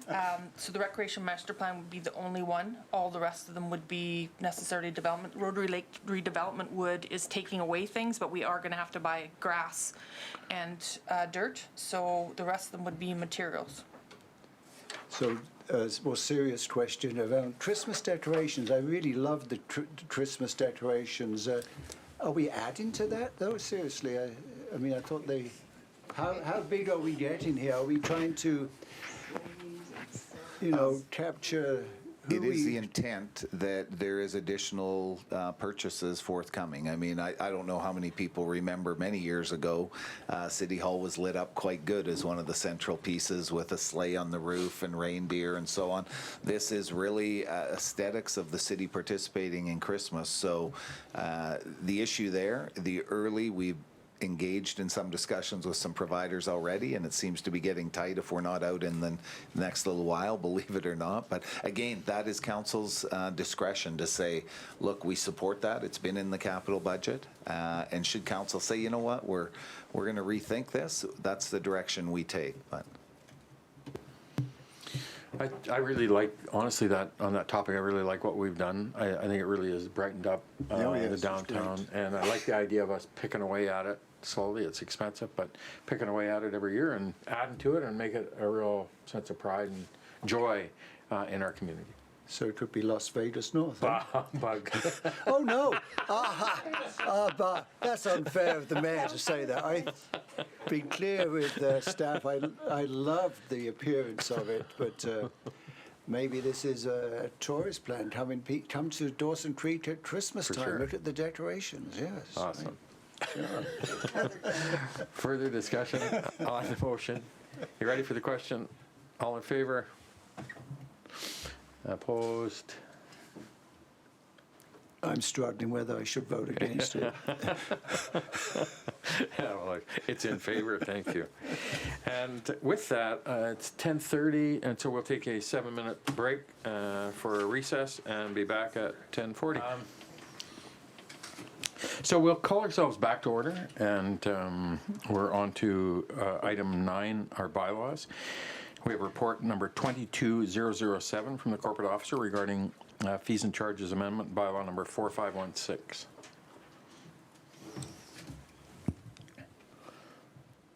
Councillor Wilbur? Sure, I'll move the recommendation that report number 22-007 from the corporate administrator regarding fees and charges amendment bylaw number 4516, 2022 be received. Further, that the fees and charges amendment bylaw number 4516, 2022 be given first 3 readings with option A and schedule W, which will authorize continuing with the lowered rate of $4.50 per cubic meter for both non-domestic metered water and non-domestic bulk water for the year of 2022. Thank you. Do I have a seconder? Councillor Kemp, for discussion? Councillor Parslow? He just leaves his mic on. Yeah, I think the mayor's picking on me at this meeting and catching me at inopportune times. Your light was on. So the rate that was approved at the January meeting was $4.50 for a cube. I'm interested in the figures from Fort St. John, which staff report is $8.50. And that again is for non-domestic. $9.94 Grand Prairie, $5.55 for Chetwynd, $8.42 for Fort Nelson. So that's led me to think, why is it that, what is it that makes the need for the water to be sold far below what I would say are sources of competitors? What is it about doing business in Dawson Creek for this very important aspect of our local economy? What is it that makes it so tough, okay? Given that the competitors are paying sometimes nearly double the amount. I'm not expecting an answer necessarily, I'm just sharing my thinking. Yeah, I have no answer. Again, speaking but not giving an answer, this was a decision of yourselves. We had a request last year from a business to say, look, things are, we're in a difficult time with the COVID, with industry, looking for some relief so that we can continue to provide a service out of your community. Council at the time made the decision to adjust the rate to $4.50. The individual has again written to Mayor and Council talking about the state of industry, really the state of where we're at, not just with COVID, but with industry and different things going on. There was a decision made at the meeting to maintain the $4.50 rate. That's what is here under the fees and charges bylaw. There are two, as you will note, the metered non-domestic bulk is for the people that have taken the time to put it into their own facilities, whether it be a 2-inch or a 4-inch water line. The other rate is from our domestic bulk water or non-domestic bulk water sales outlets that we have in the city. So it is really a decision. That is information for your consideration based on really just providing the best information that could be brought forward. So one supplementary, the rates there that staff has quoted is for the metered water, not the bulk. For Fort St. John, Grand Prairie, I'm assuming that's the metered.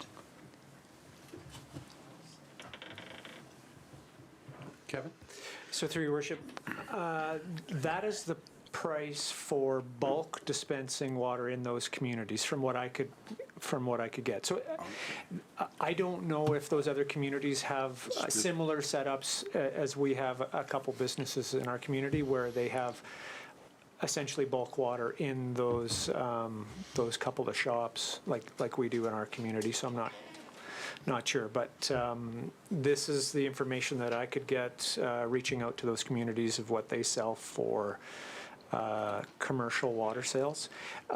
Grand Prairie's rate is quite high, and that's the rate whether it's residential or commercial industrial. They don't differentiate like we do, but yeah, it's just for council's consideration. Councillor Dober? I think too, just doing a little bit of research on this, like Fort St. John is $8, but their domestic is $3 too. Like, is ours quite a bit different for domestic versus, what's our domestic rate?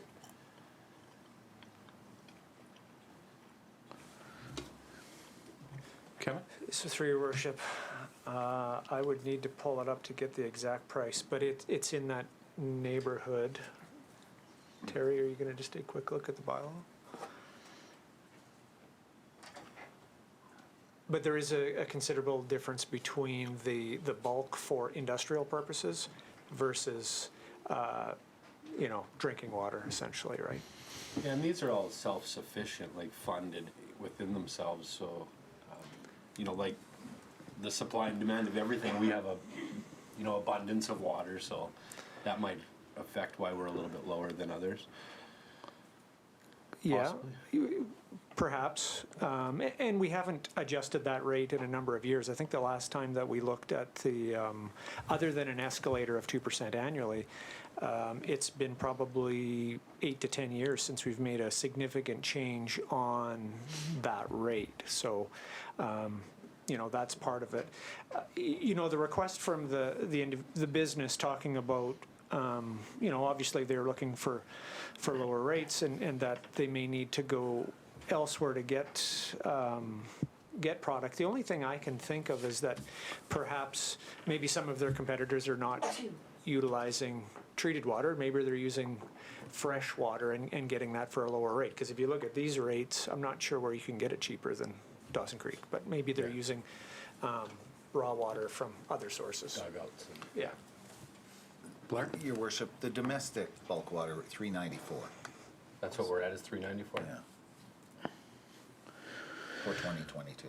So then if you look at Fort St. John would be $3, like there's probably a lot more domestically used than commercial, I would assume, right? Like That I don't know. Yeah, I would have okay. Thank you. Councillor Javetka? Just a comment on the prices in the other communities there.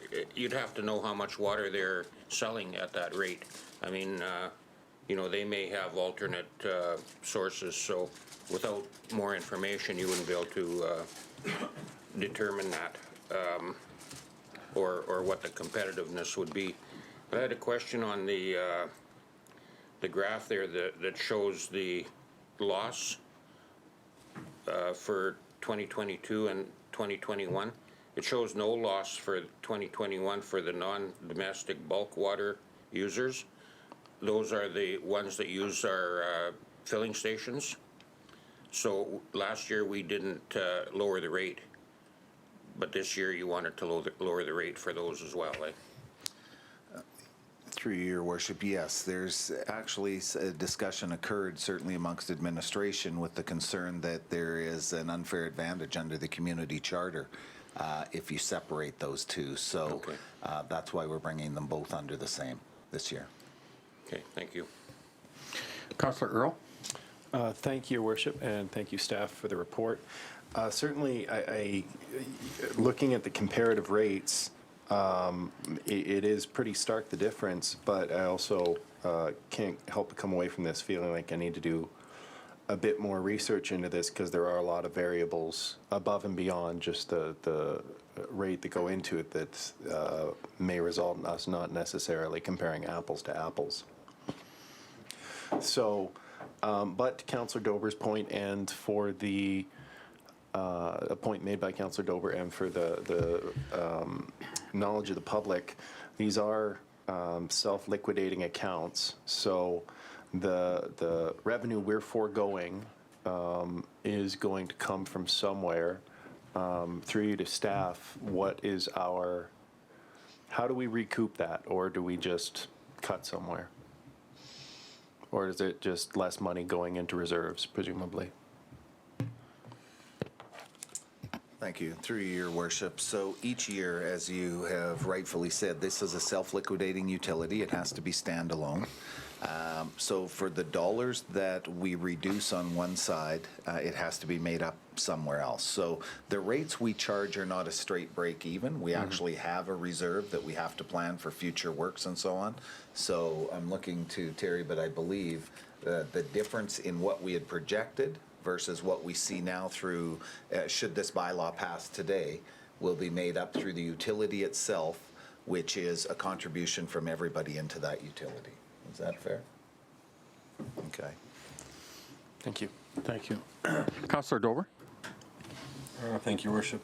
Just a comment that you made, Blair, about last year in 2021. I think this was brought up when we discussed the letter, but it was only certain places that we did lower the rate because they have their own system, right? So they've invested in their own system, so like part of the charter is we're not allowed to do that, like, how did we do that in 2021? It was just an oversight? Yeah, no, the people that have invested in whether they put a 4-inch in or a 2-inch, usually it's at the front end when they're building, they will spend that extra money. That is based on the ability to fill their trucks, for example, fill their tanks in their shop, do what they need to do.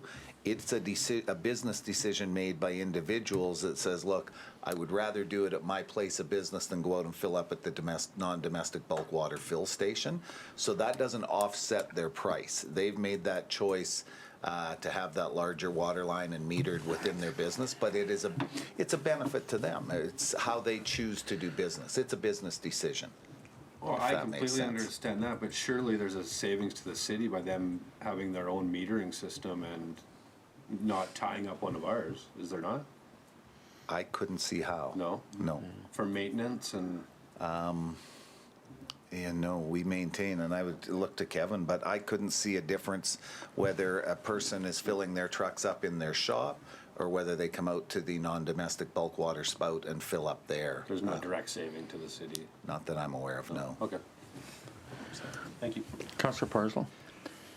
Well, first of all, we've made a decision for the 2022. I think the issue of doing it for the non-metered is a real issue that does worry me, and I think perhaps we should, I would support applying the rate that we've decided for this as a result of Curtis York's request, because I think we would be, my instinct is that we would be giving an advantage to one within this sector. So I'm certainly in favour of the thinking about extending that. But there's so many variables. My inclination is to think we need some more information.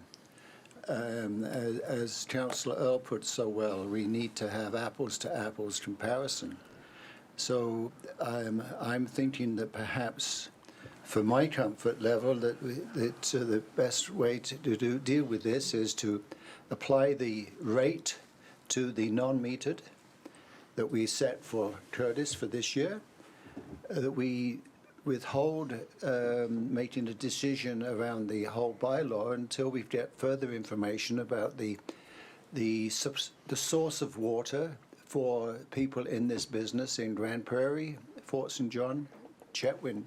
So we know what we're dealing with, because I don't want to enshrine within a bylaw a rate.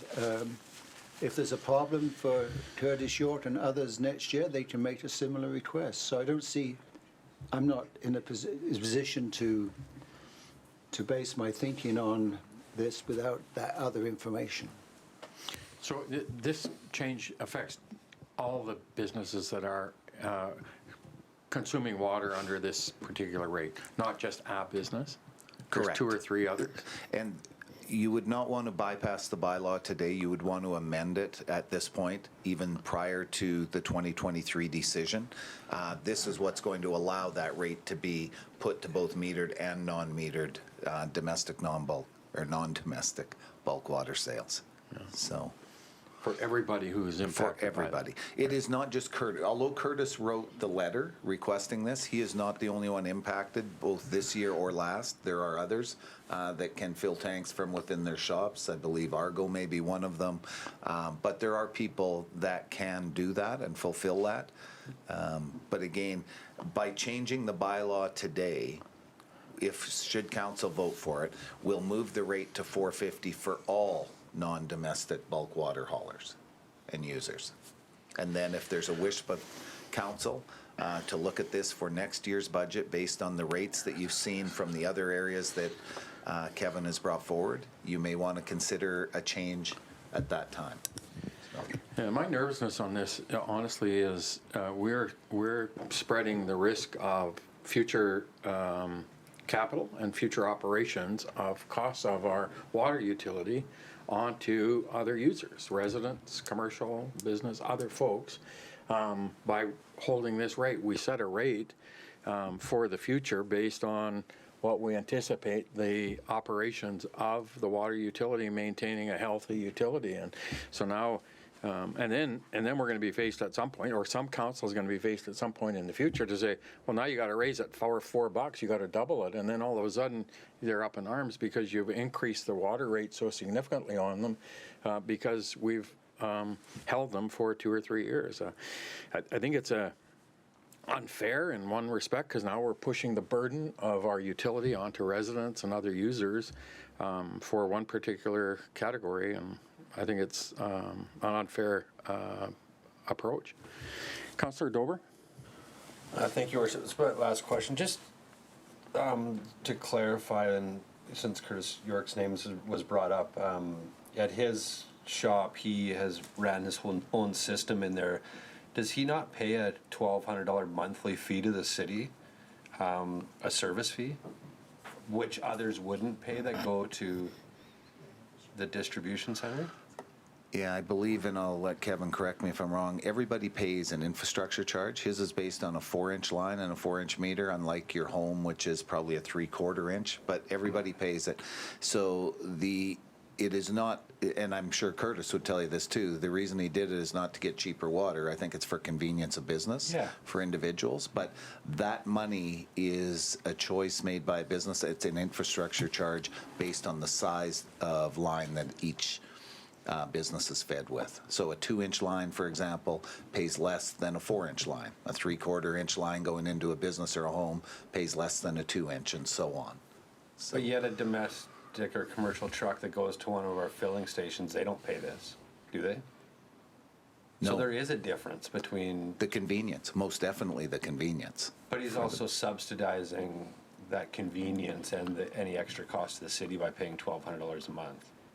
So what I'm saying is there's a difference, but in my mind, between somebody that has it set up in their building and not. So I could see why we did last year having 2 different rates.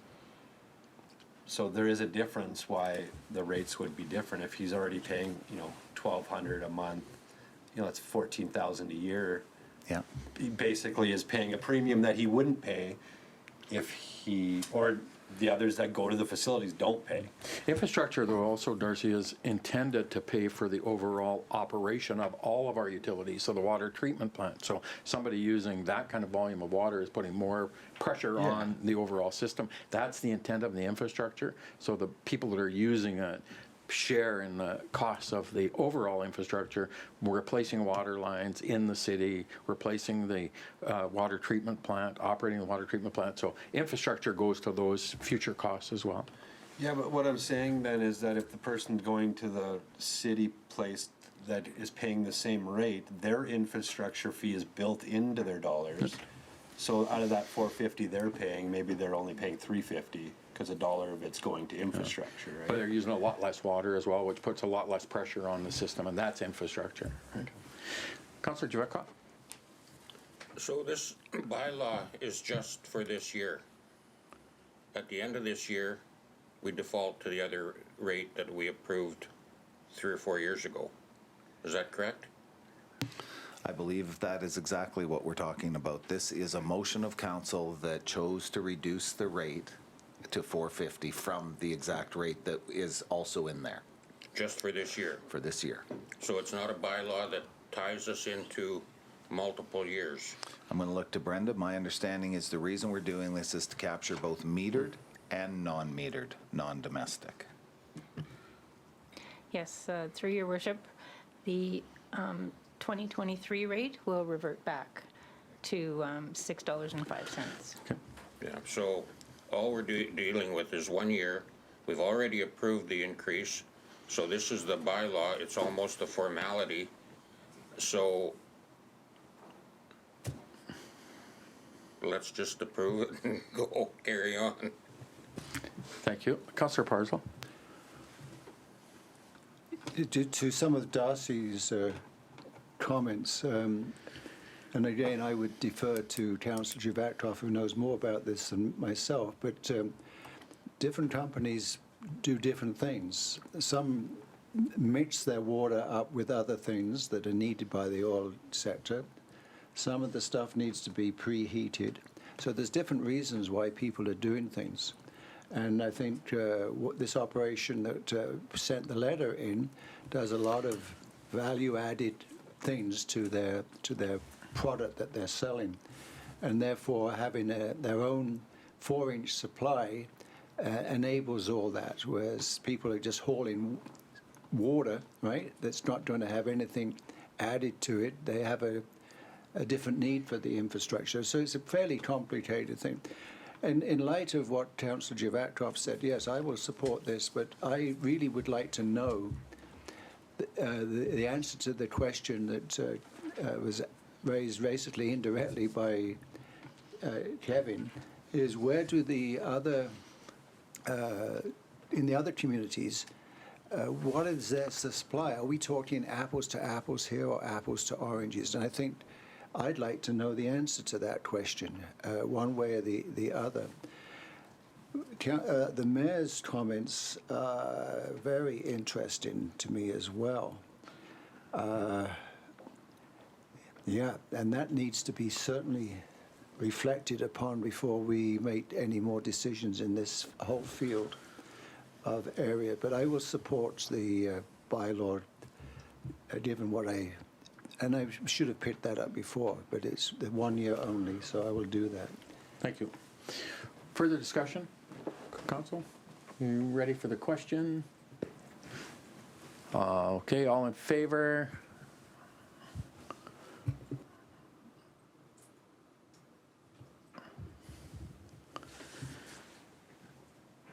And we're good. And the motion passes 6-1. I'm opposed. Thank you. Yep, go ahead. I'd like to move that staff supply council with a report on the source of water for industrial providers in communities of Grand Prairie and Fort St. John. Kevin? Yeah, through your worship, just to clarify, just so I make sure I understand, your question is the price that we provided in the report, is that treated water coming through a treatment system similar to ours? You just want to be clear that we're talking the same type of process and treatment that gets to that price of water. Yes, I think this issue is not going to go away. I see you stated they could be getting just fresh water from another source that's not treated. So is it treated water that's supplying most of the industry in Grand Prairie, or is it untreated water? So that's what I meant by the source of water. Okay. Yeah, so through the prices that I'd indicated there and given to Brenda, put in a report, I believe is all treated prices, but I will also find out if there's any additional information on other sources. It may be a little hard to get that information. Like, we know in this region, there are people and businesses that source water from dugouts, and I suspect everybody's got a different price maybe for that water, because it's a lot of private, or they may be getting permits through OGC and the ministry to withdraw out of streams and whatnot. So, but we'll see what we can get. Yeah. Thank you. Do I have a seconder first before I go further for the motion? Councillor Wilbur? Anything further, Councillor Parslow? No, I think you've raised issues, the important ones, and I think this will come back. It's come to council 2 years in a row now, and I'd like to know, in fairness to our local businesses, that we're doing apples to apples comparison. And maybe my reason for being alarmed at the prices elsewhere is unfounded or on shaky grounds. Thank you. Councillor Javatkov? So can we add, Kevin, the volumes that they're selling at $9 a cube? You know, that's a factor. I mean, we have the capacity to provide twice as much water as we're providing. And if we can sell it at $4.50 or $5.50 a cube, there's some surplus money in there to be used in the you know, for water capital. So that's another aspect. I mean, if you price yourself out of the market and you stop selling water, then you're actually doing yourself harm. That's just a marketing issue. I mean, you know, a few years ago, when there was an issue with how much water we were selling, we didn't have the capacity to produce the water that was required. So there was, you know, a competition for other uses. But now we have the capacity to produce that water.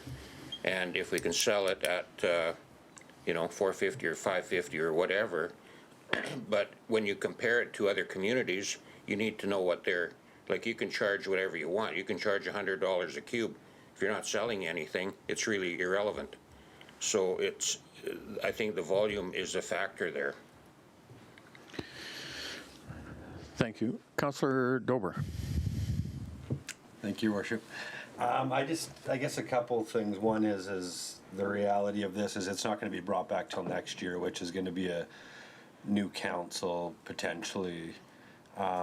So I guess not like as much as I'd like to learn more, my concern is that how much of Kevin's time and staff's time are we going to waste on something that, you know, if this takes him 4 hours, I think his 4 hours is probably utilized better somewhere else. And next year when this comes up, we have more information because, you know, we've already approved the change. So I'm just starting to thinking about the staff's time and looking into this. Not that I don't want to learn more about it, but our staff is already run tight with, you know, budget cutbacks, and now we're throwing something in that just our knowledge. Like, we're not going to make a decision on it until next year, and COVID should be over by then, hopefully. Good work. And you know, and it'll be a non-issue. All right. Just a couple of quick comments, Your Worship. So certainly there will be a new council, but probably not until after draft one of the budget. And this council will have put a great deal of work into the 2023 budget.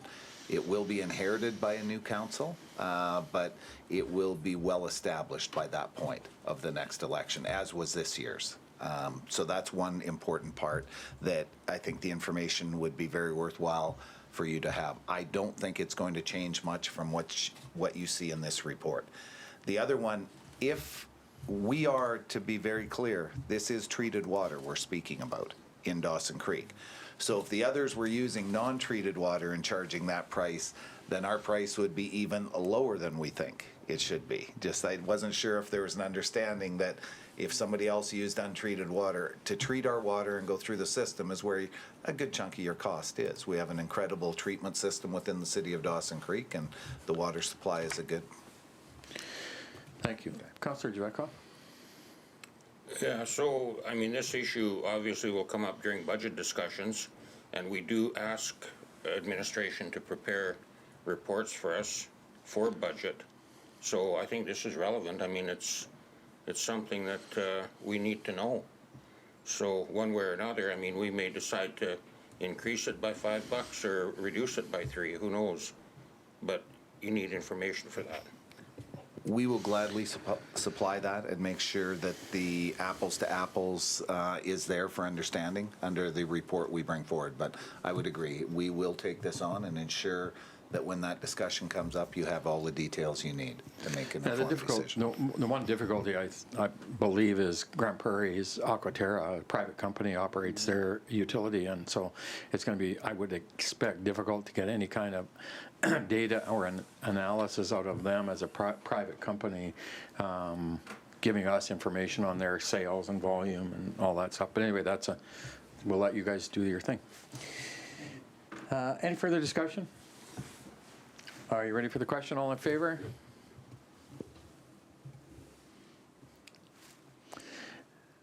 And it's carried. Thank you.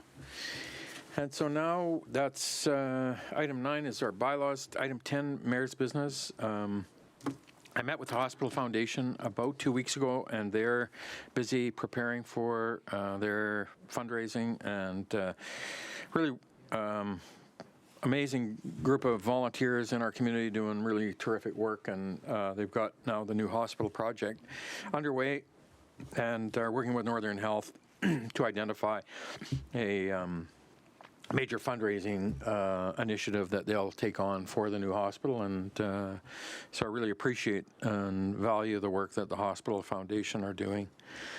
Had a meeting last week with April Moy from Northern BC Tourism, and there's an initiative underway right now on a framework for a signing framework, a brand of signage that will go in across northern British Columbia, the Northwest, the Northern Interior, and the Northeast, and it really is intended to give that, I think, that brand of signage that's consistent and recognizable for tourists and travelers within the region, as well as those feeder routes into and around our region. Had a discussion with ARC Resources. We're continually in touch with industry as it relates to these days of dealing with the ramifications of the Yehey Blueberry decision and the negotiations that are taking place with the province, both with Blueberry and with Treaty 8, and certainly ARC are concerned about that, as all industry are right now, in terms of ensuring that they see it move forward in a way that can get some certainty for them and begin to allow the industry to continue to do the things they need to do to develop in Northeast BC.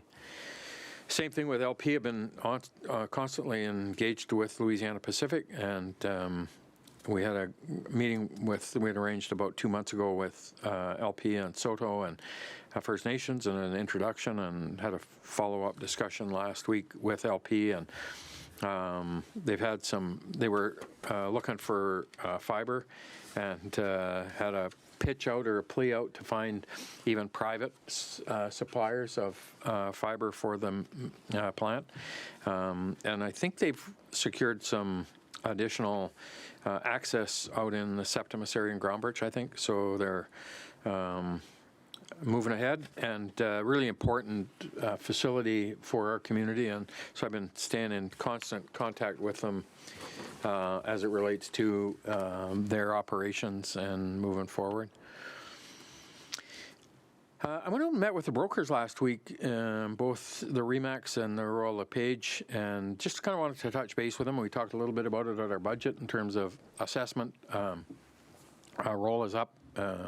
Overall assessment, I think, was 5.5 or 6 for residential. They saw an incredible year in Dawson Creek in 2020 and 2021, especially. Multiple offers was a common on residential sales. They're seeing really strong interest in the region. They're seeing people move to Dawson Creek now from other areas because of the affordability of housing. And we met last week, I think, with Chad on the Community Profile magazine. I think we're going to try and make some real emphasis on the real estate market, the residential real estate market in Dawson Creek, how viable it is and how affordable it is, and make Dawson Creek a choice. But the brokers are all seeing it very, very strong, and had a really, really positive year, and they're not seeing any kind of slowdown whatsoever. So that's very good.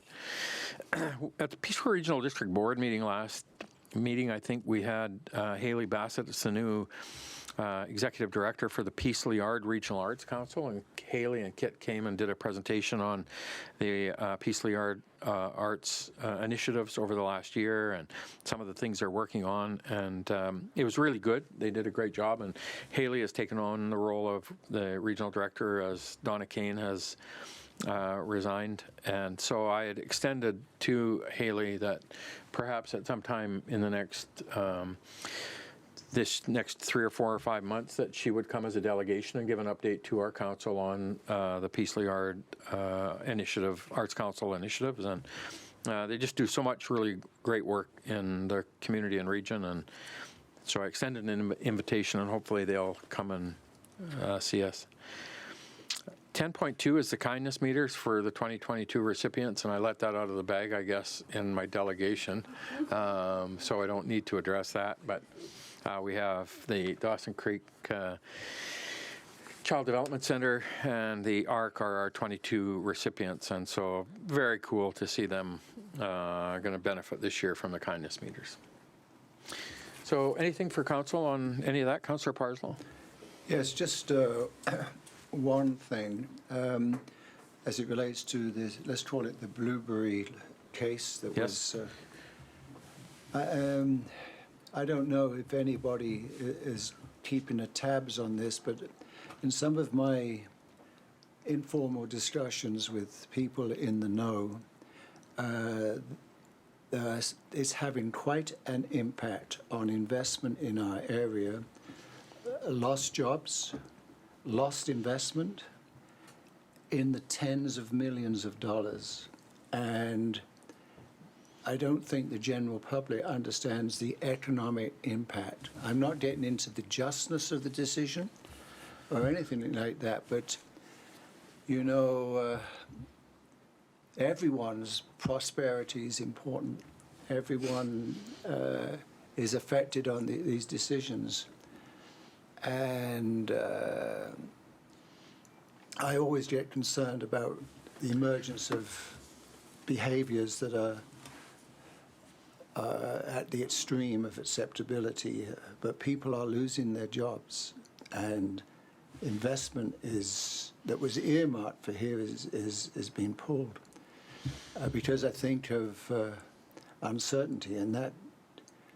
So whilst we have certain things that are becoming more attractive to the general public, i.e. affordability, the economic activity is not what it could have been, and that is a concern. For sure. Yeah, no, so the province and we are, the regional mayors and regional directors are engaged on a monthly basis with the province and the negotiating teams.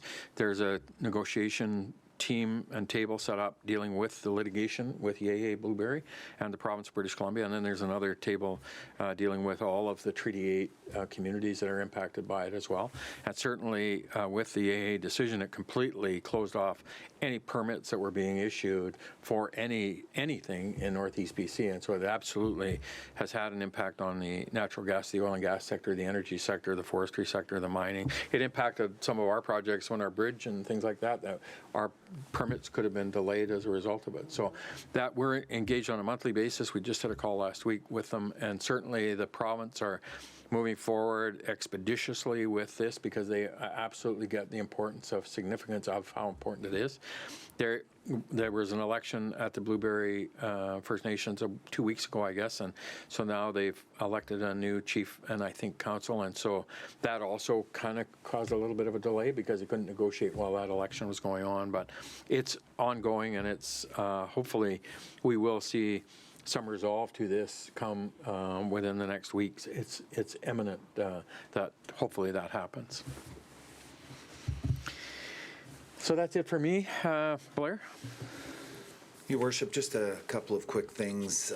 As was stated some time ago, we are undertaking an organizational review in the city of Dawson Creek. It was to have began a week and a half ago with the challenge we're facing right now with travel and the individuals. There has been a decision to put it off for probably a month, reevaluate when they would come. I think it is far better doing it face-to-face and looking at the organization in person than it is over Zoom. As good as Zoom can be sometimes, other times I think face-to-face is necessary. So I will provide an update when we move forward with that, but it is our intent to do so within the next month or two based on how the health orders continue to amend. The other one I want to say thank you to our crews who were out on the weekend. I think for those of us that have lived here and anybody even just that is relatively new to the region, the phenomenal melt that we seen on the weekend is out of the ordinary for January. We've seen not only the snow melt in town, but the fields let go as well. When you look out, there was significant water flowing through the community. I think our crews did an amazing job for having to ensure the steaming that took place, everything that we had to do to try and control the water. You do the best you can. It doesn't mean every bit of that water was captured, but they did a wonderful job. And to our contractors who came out and helped, I want to say thank you as well. We continue today to work on this, and there were some challenging areas, but overall, the work that was done, I want to commend our workforce for doing that, both our local workforce and our contractors we called in. So that would be it. I would answer any questions, Your Worship, based on the couple of issues I've just raised or anything that possibly I haven't touched on that council may have questions for me on. Thanks, Blair. Councillor Parslow? I'm not sure to what degree one's able to share this information in an open meeting, so I am being careful what I say. But we know we need to improve water supply to as it relates to the hospital and possible other ancillary developments. I notice in the spreadsheet that we have that there's about $1.8 million being assigned for some part of that. That came from the airport or runway reserve, or where did that money come from? I believe you're talking about a project, and it is difficult here because there's negotiations going on, so I am somewhat reserved is what I'll say. It is money that we're putting forward for a potential expansion of a service that is still yet not finalized. So I'm not trying to sidestep your question. I'm just trying to be very cautious on what has been discussed in camera and what hasn't. But the dollar amount can be shared as to where it comes from. So I'll leave that. Terry? So through your worship, so the majority of what you're speaking about is coming from infrastructure, water and sewer charges, and the remainder is coming from PRA. Thank you. And we'll provide an update at our next closed as that unfolds. Thank you. Consent calendar, or diary, we got permissive tax review coming in February. Yes, Your Worship, we will present for consideration, and council can then make a determination how they would like to proceed. Thank you. Councillor Parslow? In regards to that, I think if it might be helpful for the council in their deliberation if they have access to or a staff summary of the from the Ministry of Finance about the different regimes and permutations and ways you can deal with this. Just to illustrate, partial tax exemption as a concept, right? So I just think there's a lot of information out there that might inform the deliberations of council. Thank you. Thank you. Item 13 is our consent calendar. Could I have a motion to receive the consent? Councillor Wilbur, second Councillor Kemp. All those in favor? Opposed? Carried. Thank you. Boy, I did that fast, eh? It didn't show. I went past my screen fast, but you guys got it. But it did show it was approved. Thank you. Strategic priorities, Blair? Nothing new? Okay. I have a question. Go ahead, Councillor. It's hallmarked under the label 2021. I mentioned this last council meeting. We're now in 2022. I recognize that there are some things that are being carried forward, but I just think this document needs to be updated. Good point. We can do that, Your Worship. We can change the date, certainly. We can coordinate a meeting. There are a number of things we're working on for 22, has been directed by yourselves, regional airport discussions based on the funding and so on. The 70-30 continues to be the key strategic priority for the city of Dawson Creek, which is really about financial security for the city moving forward.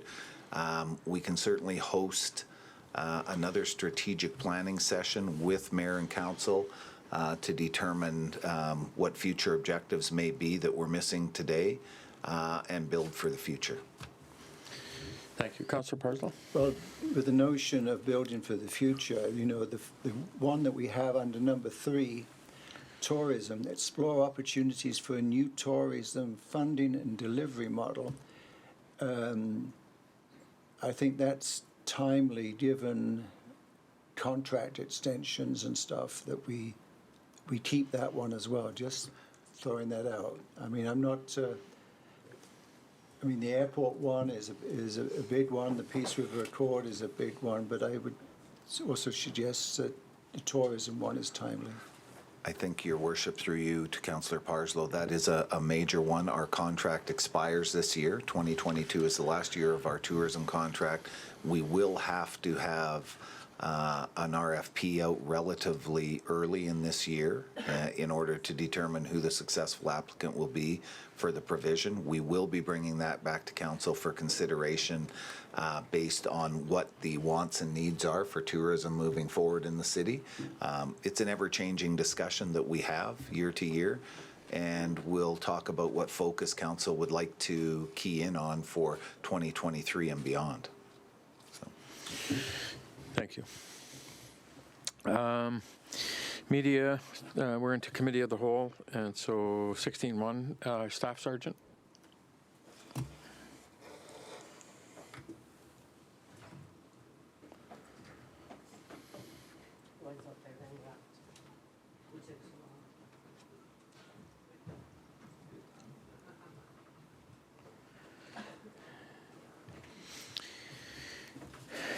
Good morning, Damon. Welcome. Nice to have you here this morning. You're good to go. All good. Very good. Thank you. Happy New Year. I hope 2022 treats you all well. I'm here to give you the report today, the annual report for 2021. This is actually my favorite report to give you, just because it gives a real fulsome and complete picture of where our crime stats are and our calls for service for the year. So I look forward to giving you this report. And I'll start off with the resourcing. So as of December 31st, we still had 3 hard vacancies and 6 soft temporary vacancies. One of the hard vacancies has been filled. The incoming corporal has his house for sale and he's just in the process of selling and moving here. Apparently he tells me he's in a hot market, so we expect him to be here soon. The other 2 hard vacancies are currently going through the promotion process. I made the selections last week and I anticipate that those will be filled very soon. So I expect that our 3 hard vacancies will be filled within the next 1 or 2 months. We have 6 soft vacancies. Of those 6 soft vacancies, and again, those are members that are temporarily off for personal injury or personal illness. Pardon me, personal illness or injury. Of those 6 that are off, I anticipate between 3 and 4 coming back to work within the next 1 to 2 months.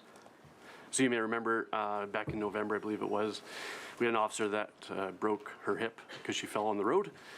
So she's healed up and we're anticipating her back in mid-February. So within the next 2 months, just to sum that up, I expect that we'll see between 6 and 7 more officers back on the road, and that puts us in a great position coming into the summer and the warmer months when our calls for service pick up. And quite honestly, that's going to be probably the best resourcing picture that I've seen in the 4 years that I've been here. So. Moving to crime trends for 2021, we took 8,874 calls for service. That's up 8% from last year. Of those, 79% were within the city and 21% in the rural area. And when we compare that to last year, that shows about a 9% increase for calls for service within the city and a 6% increase in the rural area. When we compare our crime groups to last year, we do see significant increases in most of our areas of crime. Specifically, some of the ones that were large, break and enter to residents, we saw a 39% increase. Break and enter to business, an increase of 53%. Sexual assault, an increase of 19%, and theft, an increase of 31%. And again, I'm comparing that to 2020 last year. Just of note, I'll note as well, drug possession, drug trafficking, we saw a decrease of 51% compared to the previous year.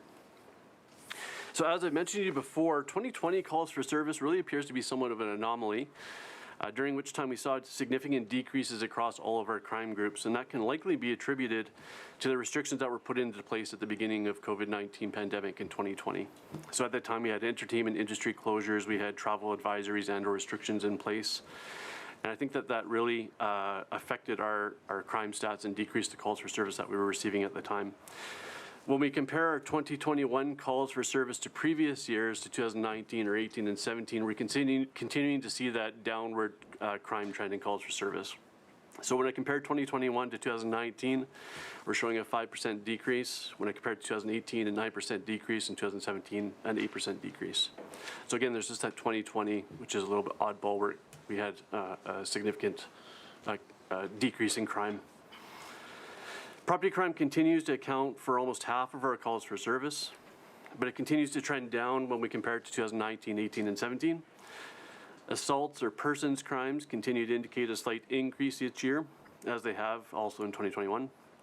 So looking forward, that indicates to me that we'll want to consider both property crime and persons crimes priorities in our 2022 policing priorities. I wanted to speak a little bit about our community policing initiatives because I don't really talk about it enough, I don't think, when I'm speaking to you. And I want to make sure that you're aware of some of the work that our officers do in the community. So I wanted to share quickly with you some of the proactive community work that our officers have done throughout the community this year. Not all of them, but just some of them.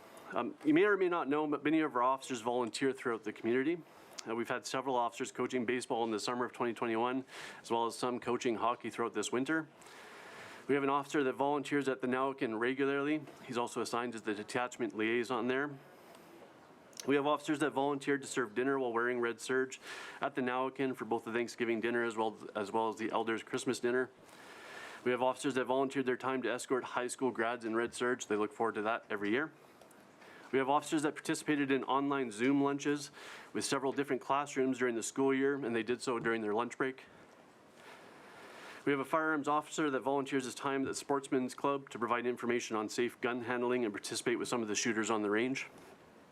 And many of our officers are actually part of local committees or groups which assist at-risk individuals or contribute to making Dawson Creek a safe community. And to name a few that we're part of, the Community Action Team, or previously known as the Community Opiate Action Team. We're part of the Community Against Violence and Relationships Committee. We're part of the Building and Advisory Committee. We're part of the Interagency Case Assessment Team, or ICAT. We're also part of the Community Advisory Committee, which is our mental health network. Our officers also work hard to raise money for charitable causes, which are close to their hearts. Some of those in the last year, Constable Whitaker raised over $1,200 for the Movember campaign. He actually dyed his head ginger during his effort to raise those funds. I think he dyed his eyebrows too. So, Constable Van He and Constable Yu, again, members from the Dawson Creek Detachment, raised several $1,000s and biked hundreds of kilometers when they participated for 2021's Cops for Cancer. Several of our officers and our clerical staff donated money at Christmas to sponsor 16 seniors living at the Rotary Manor to ensure that they were not forgotten during the Christmas season. So I want to take that moment just to recognize my staff and give a shout out to them for the volunteer work that they do in the community, and like I said, I don't really mention it enough. Moving to our annual policing priorities, our first one was impaired driving. Throughout the year, we had 65 immediate roadside prohibitions, 9 24-hour suspensions, and 7 impaired criminal code charges. Most of those are proactive. That's our officers out doing patrols, recognizing dangerous driving patterns, doing a traffic stop, and identifying impaired drivers. Our second priority was substance abuse and drugs. And for that, our priority was to join the Community Opiate Action Team, which we did, and we remain a part of that committee. Through that committee, you may remember we were provided naloxone kits, which we proactively handed out to to the individuals at risk in our community. Our third priority was property. And our success in addressing property crime really comes from proactive education and encouraging residents to lock up, whether that's their vehicles or their homes. To that end, we sent out monthly media releases and intend to provide such a reminder each month. We also applied for a grant for a property-related initiative, which was unfortunately not granted. However, we're continuing to review upcoming grants to see if we can't get that money secured. And I am still working on that capture program. It's taking me a little bit longer than I had hoped, but it's continuing, and I'm working to get that approved and in place. This program will continue into the 2022 policing priorities. Our fourth priority was community policing, and I've given you a bunch of information on that already, but one thing that we did want to do was get a bike patrol up and running. Unfortunately, that did not work out. We weren't able to secure the training because our training center was closed for most of the year due to COVID. Ms. Connolly from the Chamber of Commerce was actually very helpful in connecting me with someone that may be able to assist us with cultural awareness training relating to Treaty 8. I have a meeting scheduled with those individuals on Friday, which I hope, and I'm very hopeful that we'll be able to move forward. And restorative justice was also one of our priorities. We're continuing to look into restorative justice options for the Dawson Creek area, and we're working right now with Fort St. John Restorative Justice Committee to refer incidents to their committee until we can get ours up and running. So this will continue into the 2022 policing priorities as well. Our last priority was persons crimes. The detachment was involved in the rollout of ICAT in our community, and it's actively participating each month, during which high-risk domestic violence matters are reviewed and addressed. Earlier in the year, we sent out information to the community informing them how they might query the criminal background of a potential date. The intent of that was to provide the opportunity for someone to know the criminal background of someone before they commit to going on a date with that person. And we've also prepared sexual assault consent presentation material, but unfortunately COVID at this time has not allowed us to get into the schools to present that information, so our officers are presently working on alternative methods to relay that presentation material. So we'll continue until we get that done. So to wrap up, I believe that our resourcing situation will be significantly increased or improved over the next few months, and we'll be in excellent position for summer and our busiest months coming up.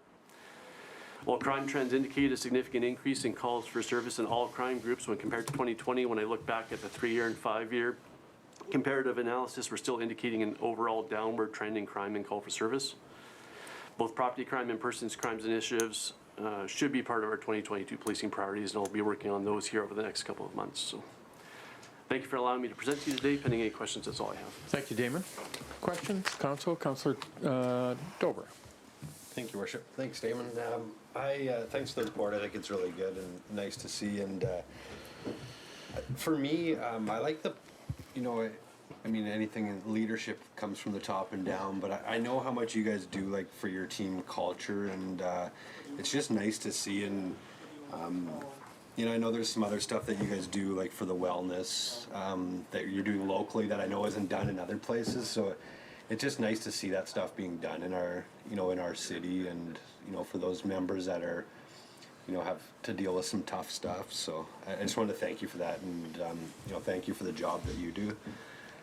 So thank you. And then one other thing, I just had a local citizen ask me, if, I don't even know if you guys have this, but if you had like a map of Dawson Creek on the different crimes and where they are located in the area, like if there's a shaded area, like this place has 37% vehicle crime, like, is that something that you have? I can, yeah. Okay. Yeah, we do. Like, so you're suggesting that we release that? Or put it in my reports possibly? Or? No, I was just I was gonna, like, if it's public knowledge, if you could email it to me and I could just pass it on to the person that asked. If not, it's, I wasn't sure. Yeah. No, perhaps we'll talk about it further. Yeah, I mean, it's completely possible. More what's rolling around in my head is I just wouldn't want to affect, homeowner value, that kind of stuff, right? So I don't know how that would work. So, but perhaps we can talk about that further. And that might have been the question that was coming towards me. Like, that might have been their intent, was wondering that. I don't want to negatively impact that, but I want to make sure I get the information out. So I'm sure that there's something that we can do that would, check that off. So. Yeah. Okay. Yeah, thank you. I'll pass that on to the members as well. Okay. Thank you. You're welcome. Councillor Parslow. Well, first of all, I'm glad Damon's caution was raised relative to the map. I can see all sorts of problems, it could be just related to one household, you know what I mean? So it could, for sure. So criminal record checking is at a sort of a state hiatus, probably in every area. Do you see the need for fingerprinting is there? What advice? Are you getting any advice? Because there's a whole hold-up. I mean, I'm one of them. Because of some work I do, I'm required to have a criminal record check done and fingerprinting, and other agencies have talked to me about this. So is there some coordination with the, Solicitor General's Department, that all these things are held up and we're in abeyance? And what do societies do when they've got important people to them, supporting them and working with them, but they're unable to complete criminal record checks? No, I think that's a valid concern for sure. We were doing fingerprints up until about 1.5 or 2 weeks ago, and I think we kind of put a pause on it just to see where we're at with COVID and Omicron. And, our detachment, we did have a breakout, COVID breakout back in last year, whenever it was. But it's a horrible situation to be in when we have multiple police officers that are sick and not able to get on the road, right? So, because they're not just sick for a day or two, it's generally an isolation period and they're off for an extended period of time. So, with so much unknown in the air, we decided to pause it just to see what's going on and perhaps allow a little bit more time for vaccinations and stuff to roll out. I don't expect it's going to be very long. I think that we'll be able to start up civilian prints here shortly again. So, like I said, we were doing it up until about a week and a half ago. We paused it just to see where we're at with the current situation, and I expect that we'll be starting it again within the next 1 or 2 weeks. So.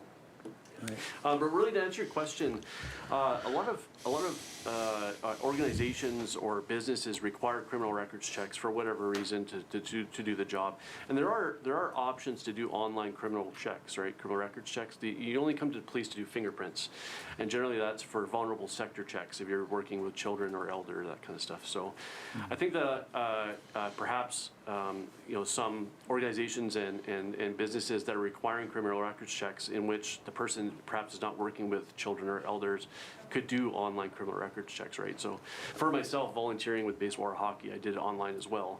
I didn't have the RCMP do it. I did it online because that's what the organization wants. Yeah. So passing that information on to some organizations that if they don't require the police to do criminal records, that they could do them online instead and still get the same results. So. Yeah, no, this request, the two requests that I'm aware of, one of them does involve myself. The requirement came from the Solicitor General's Department. Yeah, and certainly for priority, because we've had a couple of calls, immigrants or that kind of thing where they need it right now or they're going to be in trouble. That's right. Certainly we've made exceptions, and if you absolutely need it and you can't wait, then reach out to me or reach out to our office and we'll see what we can do to help you out. Yeah. Now, going to statistics in your report, and you talk about trends. You have a category in these statistics that has only been there since COVID. Yes. So when you do your trends, I'm assuming that we've been talking about apple-to-apple comparison here. You're not including those figures, are you, in your analysis? Yeah, you're talking about the COVID-related Yes, where calls. you've got basically, you didn't do a percentage. I thought No, I maybe did. you Just didn't because- have enough digits on your calculator, because it's about 365%. Yeah. And that would distort all your data, I think.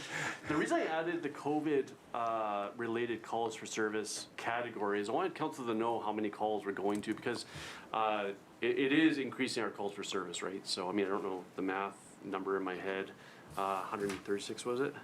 Yeah, 139 calls for service of the total, whatever it is, 6,000 calls in town. So, again, I'm not going to do the math, but I wanted the council to know that there is a burden on police and on our department because of COVID, and we're getting additional calls for service because of COVID. So I didn't add the percentage because really COVID call for service didn't really start until mid last year, right, when we started to get the restrictions in place, and I can't compare this year's stats to half a year stats from last year. So should the restrictions and mandates continue into this year, I can now compare them to 2021. So I don't know if that makes sense. Yeah. Thank you. Thank you, Damon. We appreciate you being here this morning and appreciate the information. Very good. Thank you. Have a great week. 16.2, we have the report from our safety coordinator. Yinka is here.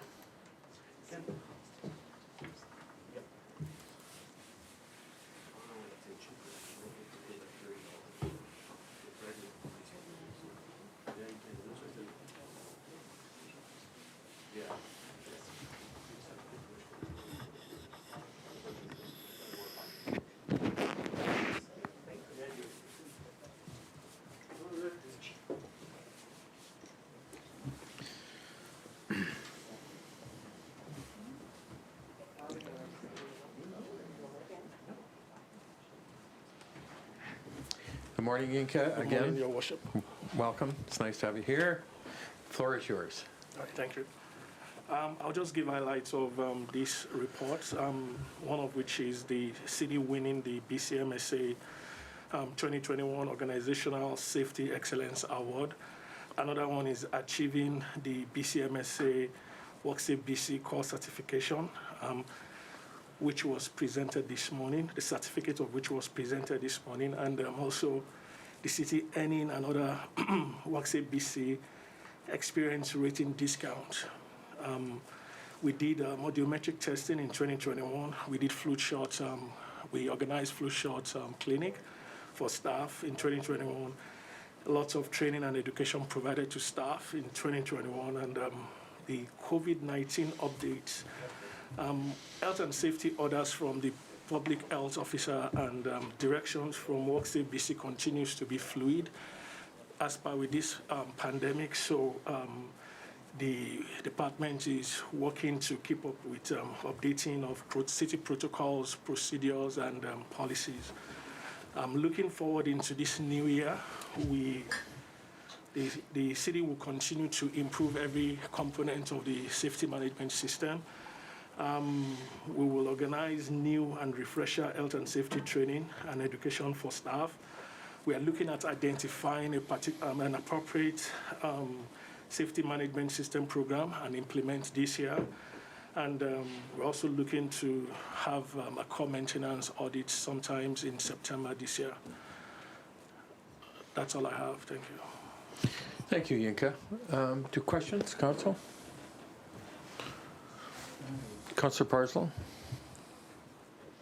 The Omicron variant is a concern to many people because it's so highly contagious. It's even more contagious than measles.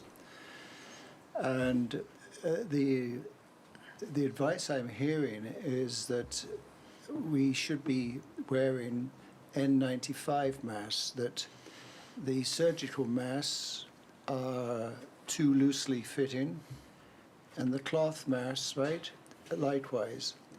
And have you considered that measure for the city, the provision of N95?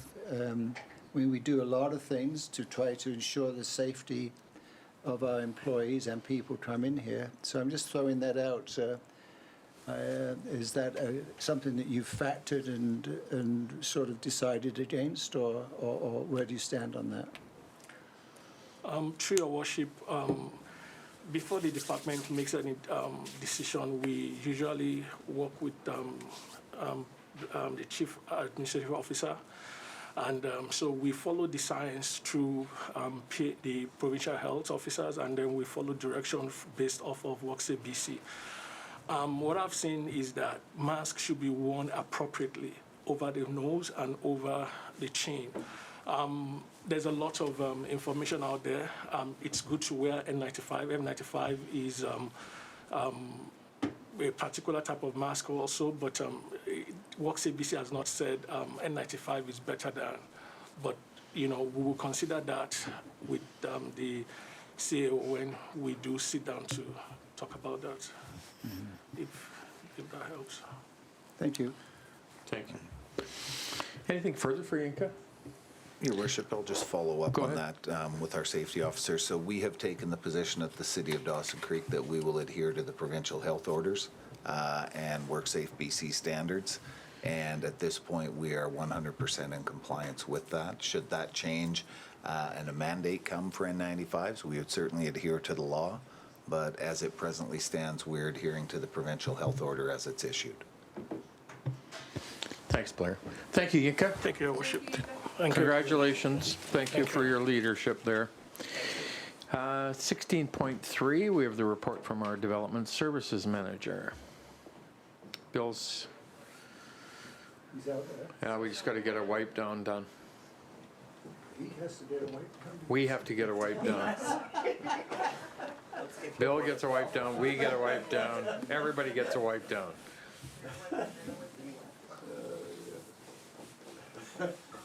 I got a wipe down. I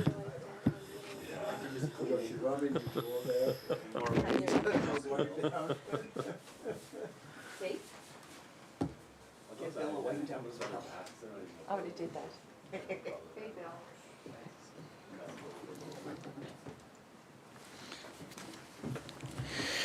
Good morning, Bill. Welcome. Morning, everyone. Floor is yours. Thanks. I'll be presenting the Committee of the Whole report for Development Services for the month of December. Just want to touch on some highlights for 2021. We worked on building organizational capacity by hiring a building inspector, capital projects manager, and an emergency planning manager. This will help build capacity in the organization.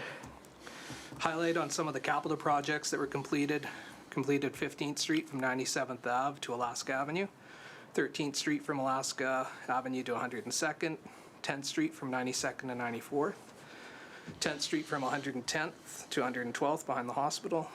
The grass drop-off facility was completed. 17th Street from 89th to the 210 road was also completed, as well as the 16th Avenue to 122nd Ave frontage off of 8th Street. In regards to social health and wellness, identified in the city's official community plan, supports for poverty and social services were enhanced in the community with the completion of BC Housing's 32-unit Nijinaw Place supportive housing that was completed in May. There was a zoning text amendment bylaw brought in to add the definition of emergency shelter as a permitted use in C2 commercial zones. The new Nogcan emergency shelter is a result of that bylaw, so they were issued occupancy this month, so that's a 10-person emergency homeless shelter near downtown Dawson Creek. The city was also awarded the UBCM Local Government Development Approvals Program grant in the amount of $194,000. The grant covers the cost of 4 projects that consist of updating the city's development procedures manual and content, creating a downtown development strategy and action framework, reviewing and updating the city's development cost charge bylaw, and implementing a customer service portal for building and plumbing permit applications. Works for this grant started in fall of 2021, and we anticipate a completion date of spring 2023. Taken steps towards BC Energy Step Code implementation. Staff last year identified 2 key challenges in implementing Step Code. Those challenges consisted of a lack of human resources and energy advisors in the city, and a lack of equipment to perform the mid and final construction blower door tests. Staff worked with the Community Energy Association to address those challenges. We recruited a local resident to become an energy advisor. That person completed their first course last month, and right now they're in Prince George completing the second phase of those courses and getting some mentoring from some folks down in Prince George. We also worked on a funding agreement with the Community Energy Association to get some funding in place to purchase that blower door equipment. That agreement is in place, and staff are sourcing equipment right now. Regards to recycling, at the beginning of 2021, our contamination was around 30% in some cases, so auditing was resumed by auditors in the spring, which helped reduce contamination. I think we got it down to as low as 10% in August. So we looked into other options and ways to help reduce contamination, which consisted of working with waste management to get smart truck technology installed on the trucks. This will help identify contaminants coming into the recycling stream and educate residents who are bringing that contamination into the stream. Also working with Recycling BC to create a partnership. The partnership would help fund educational components of recycling, as well as cover some of the cost of auditing on recycling weeks. Smart truck technology has been installed on the recycling truck, and waste management is ensuring all equipment is fully functional prior to bringing the system online. And the city also partnered with Recycling BC with a launch date of April 1st this year. Bylaw had a successful judicial review of the parks bylaw, and it was successful in 3 out of 5 counts against a local resident. They replaced both bylaw vehicles as well. An update for last month, we're pretty close, the building department, to having all our permit application checklists updated and online. Engineering is still working on the 2022 capital projects, which consists of 96th Avenue from 13th to 17th Street, 94th Avenue from 13th to 17th Street, and Phase 1 of Camarlo subdivision. Emergency management, they have staff registered for emergency management training, and they engaged and communicated with stakeholders, those being NOCAN, Snow, Spickers, and Murphy Oil, to understand vulnerabilities and service roles during an emergency. So that's my report. Thank you, If there's Bill. any questions? Councillor Parslow, let me see, who's Councillor Parslow? Okay. So the additional 10 emergency shelters at the Nowickan, so what's the total number of emergency shelters we have in the community? I don't have an answer. I can find that out. I know there's the 10 at Nowickan, and then there's the 32 beds at BC Housing Project. So I can look that up and get back to you, though, to see what we have in Did total. you say 32 at the BC Housing? Emergency shelters? Not emergency shelters. No, but I'm talking about, so it's 40 below and street people, I understand the narrative is emergency. So I just wondered, does St. Mark still have emergency shelter recognition as an example? I'm not sure. I can look into that and find out. Yep. Okay, are you aware what services they get at Nowickan other than a warm, safe bed? Do they get meals at all? The other location across the street, they do have a kitchen, so they do provide meals. Okay. Yeah. Now, voluntary compliance to step 1. Can you paint a picture for me? What is step 1 and what would voluntary compliance look like? Voluntary compliance would be getting an energy advisor to model the home and just see where they wind up. There's certain requirements under 932 of building code. I don't have that in front of me right now, but it's limited air changes per hour, and then a certain amount of energy use over the course of a year. Okay, so it's not just for new buildings, it could be for... It could be, yeah. It could be for new buildings, it could be for existing buildings, Yeah, right? the intent behind bringing the voluntary compliance is to allow contractors and residents just to really familiarize themselves with step code, and for us to, at the city, to help guide them through that. Okay, so do you see the development of that happening to be a required condition of having a home in this community? It's going to be mandatory with the upcoming BC Building Code, which I anticipate would be December of this year. So or early everyone 20. in the community will have to have this? Yeah. It'll be a code requirement, yeah, so. And does any consequences flow from that if they have a drafty house? I would like to think, we're not Vancouver, we're Dawson Creek, we're a northern community, and contractors build accordingly. If you have a drafty home that's new construction, you're gonna know right away. So I'd anticipate that we're meeting some of those steps already in regards to air tightness, and it's just having those new projects modeled and just looking at where the air changes are, just to get some baseline data on that, and also understand how much energy the building's using. So I'm confident that our construction community will be able to work with it, and I think they're probably already positioned well. Once we have that data, we'll know. Yeah, I have no problems with new buildings. I'm just thinking of the old stock of buildings. Yeah. Yeah. Okay, thank you. They would only be impacted if they do a major renovation or a structural thing that requires a permit for it. So they're not going to be, everybody doesn't have to adhere to the step 1 code unless it's new construction, right? I would hope so. Yeah. Councillor Earl? Thank you, Your Worship, and thank you, Bill.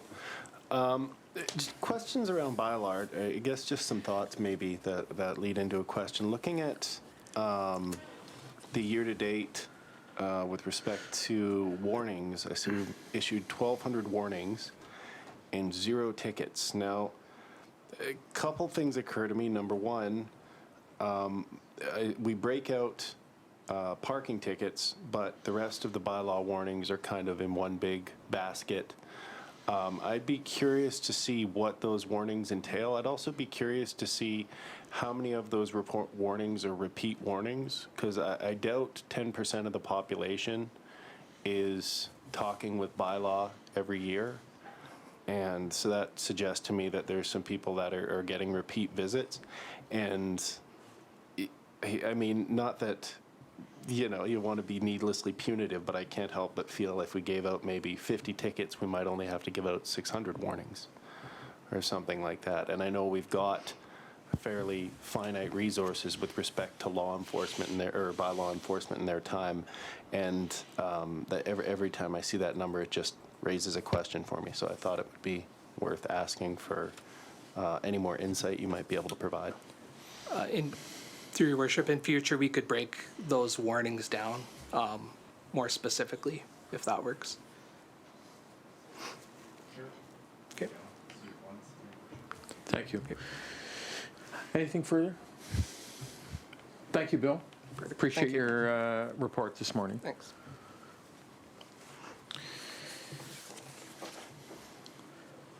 Item 16.4, we have a report from our utilities manager. Kevin? Yeah, through your worship. So Cyril put the report together for us. Devin is away, and Cyril and the crew are pretty busy today, so I will present the information and report and take questions. So thank you. That.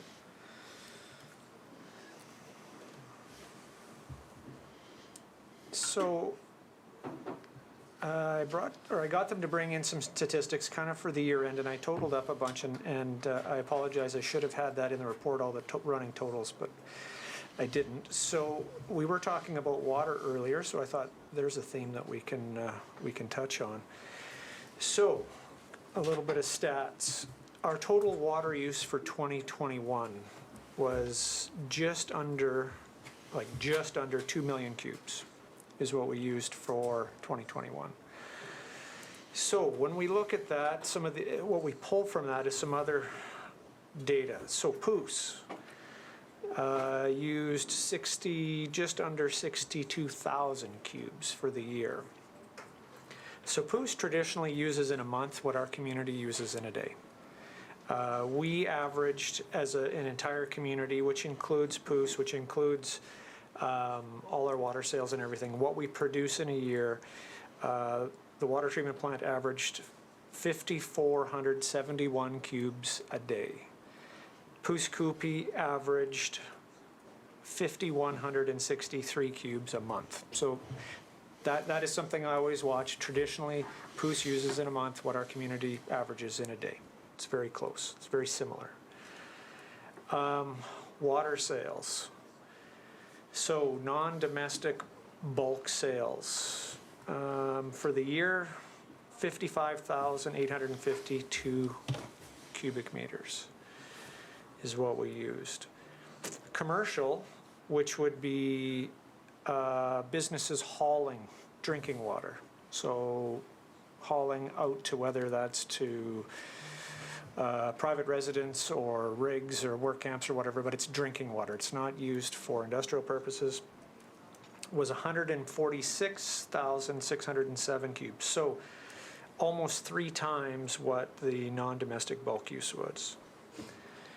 And residential use, so this would be typically people that are hauling their own water for the rural area, was just under 82,000 cubic meters. So interesting data that drinking water makes up out of a total of 285,000 cubic meters in water sales, drinking water makes up 230,000 cubes of that. The lion's share of it is drinking water. It's interesting. I would say 10 years ago that probably wasn't the case because there was significantly more water going to industrial uses. So there's been a shift. Interesting, or I find it interesting, I guess. So one other thing is just how much water is being consumed within the community and how much is leaving the community. So I just quickly looked at that. So I consider water leaving the community all bulk water sales and Poos Kupi. So as a percentage, 17.3% of our water is leaving the community via bulk water sales or poo scooping. So, again, just an interesting stat. Reclaim for the year, reclaim water. In 2021, we sold or moved through there about 240,000 cubic meters, which is about an average of 655 a day. But as you'll see on the graph, it's very sporadic. Some days are full out, and then there'll be months where we have absolutely no use. So, but if you look at it as an average, 655, we've got lots of room for growth there. We can produce around 4,000, a little better cubes a day comfortably. So there's room for opportunity there.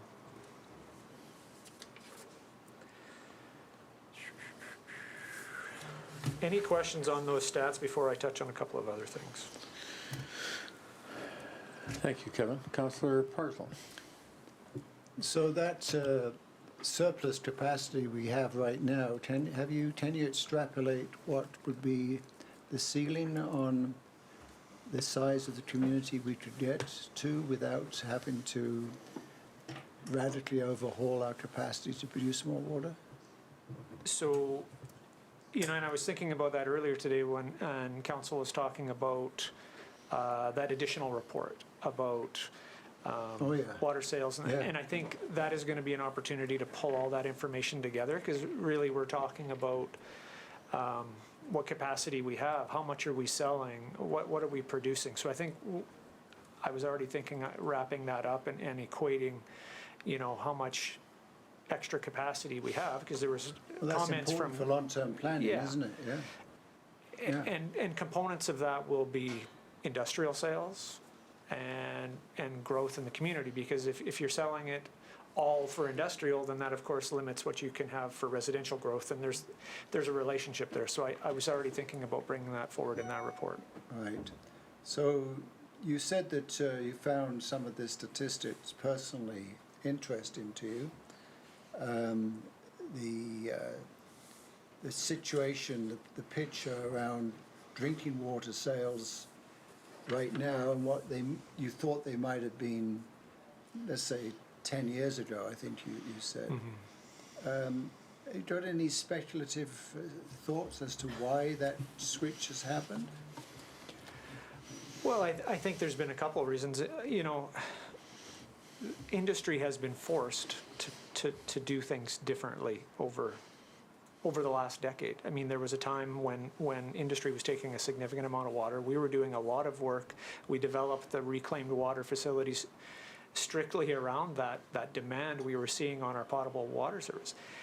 And that's been an alternative source for them, but also they've been forced to find other ways of doing things, because the social license around using drinking water is not as palatable as it once was. So although they're still taking water, they're just not taking as much. Just changes in industry, changes in the economy, a lot of that. But I believe there is a belief, and I to some degree have that as well, is that there's so much water going to industry, but when you pull the data, you find that actually there's a lot more going to drinking water, which is great, because that's what the water's being produced for. But that's why I find it interesting. Right. Just one last question. Reclaimed water. I don't recall you commenting on those figures. If you did, excuse me, I must have had a brain, whatever you call it, happening. But I've got the graph in front of me right now. So at the risk of you repeating what you may have already said, what's any trends there with previous years? You have a month-by-month breakdown. Are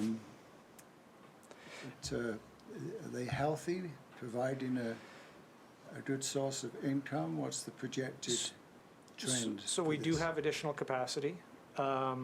And the thing with the reclaim is, as you can tell by the graph, and that's fairly typical, it's very sporadic. Industry needs it whenever they need it, and it's tough to project. They will give us a heads up when they're going to take significant volumes.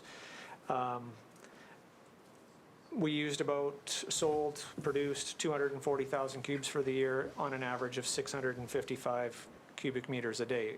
So we have room there. We can produce 4,000 cubes. So there's opportunity there for additional use. Right. The city usage, it shows as 0 for the year. I thought we used this water to, as a source for watering plants and stuff. We stopped, we're not using drinking water to do our hanging baskets and stuff, are we? Honestly, I'll have to check on that. I know we do use, or we have, and obviously the chart doesn't show that, but we've used it in the past for, in our flusher truck, for sanitary flushing and things like that. That's right, yeah.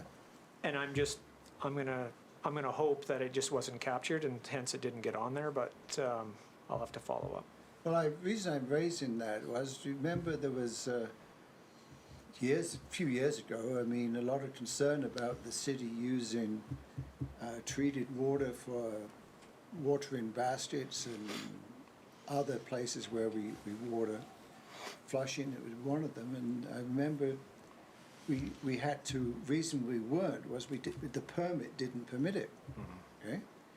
And there was a testing period, and we then got permission to use it for these city purposes. So I'm hoping that that practice, I know it was being done once we got the permit. I hope it hasn't slipped. Yep, I agree, and we'll follow up on that just to see. Like I said, it might have just simply not been captured in the use. Thank you. Councillor Javetkov? We talked about, a couple months ago, about a system where we can track water usage by the day, like similar to how hydro tracks power usage. Is there any new developments on that, or? So our meters that we had, the new meters that were installed pretty much in the residential area, have pretty much all been replaced with the new meters. They have the ability. Kevin, can you get your mic? Sorry, I'm not sure what happened. Sorry. So the new residential water meters have the ability to track that usage and notify. And so the challenge we have right now is we read every 2 months.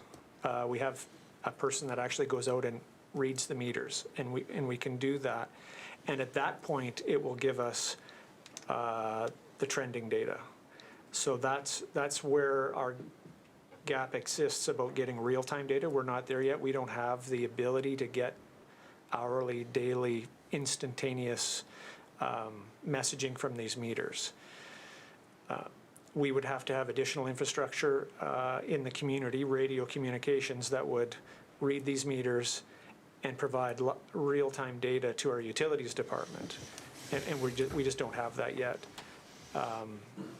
And I can't recall if we brought that forward. I remember the question, though. I remember you bringing that up, and we'll bring that forward, if I haven't, to a future committee of the whole about what that might entail. And then if council was interested, that'd be something they could do at a future budget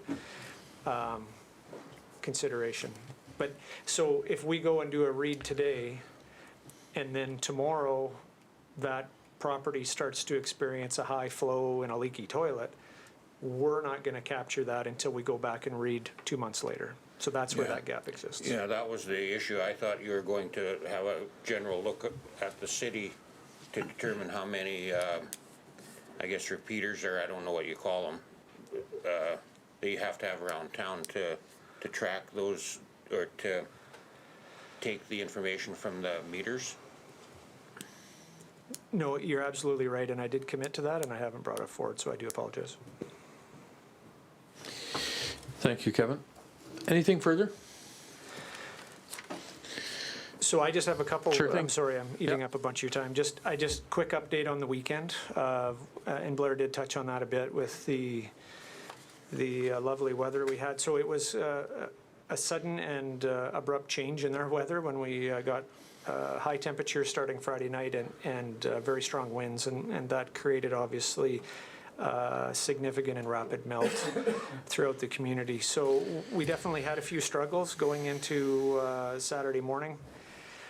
And so our crews were out managing it as best we could. We had a few residential streets that were still not plowed from the previous snowfalls. And the reason we had a few stragglers is it really dates back to almost Christmas, when we went through the Christmas break with the cold weather and some snow, and we actually were short a little bit on crew. So we got going on shortly after Christmas, and then we got subsequent snowfall, so that brought us back to the initial priorities. Then we brought in some contractors to assist, and so it was just a few issues that created that, and we ended up with a few stragglers. What that caused is, with that sudden warming, we had some streets that went very mushy and very problematic for individuals. And so we were able to get some additional help in on Saturday and get through, and I think we've got almost everything taken care of. I think there might be one street that we have to do today to clean up, but we should have everything at least covered. And I appreciate everybody's patience on that. We have significant runoff, obviously. We have some issues, as you've probably seen, at the NER Park.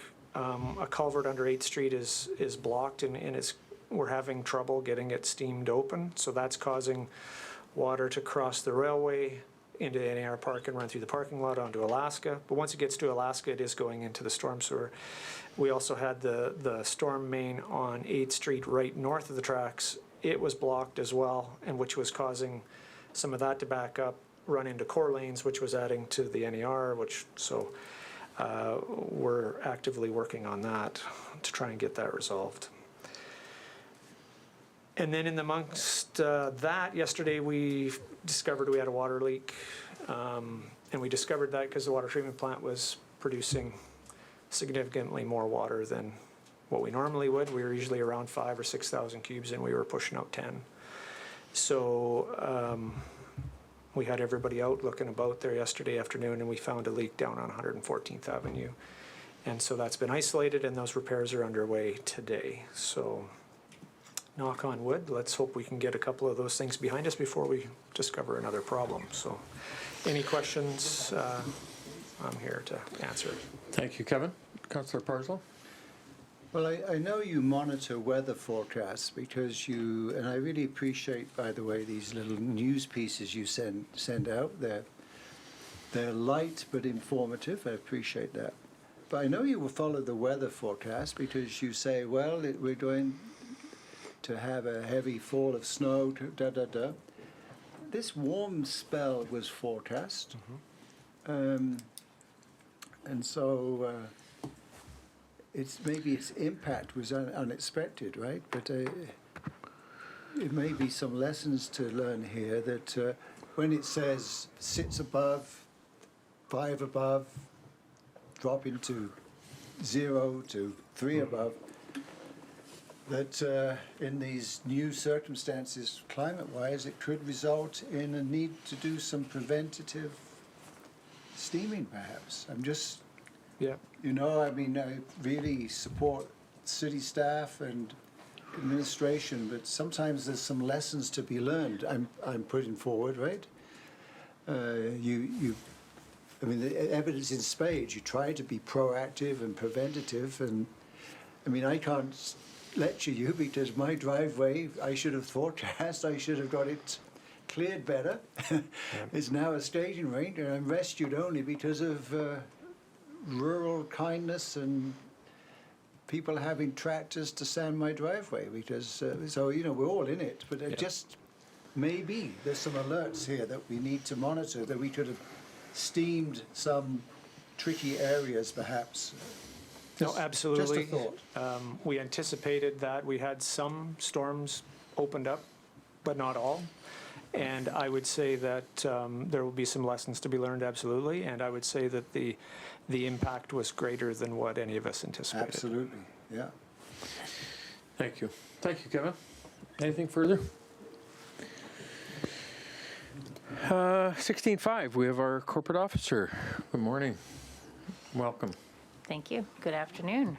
Good afternoon. We've reached that time. Really? No, no. No lunch.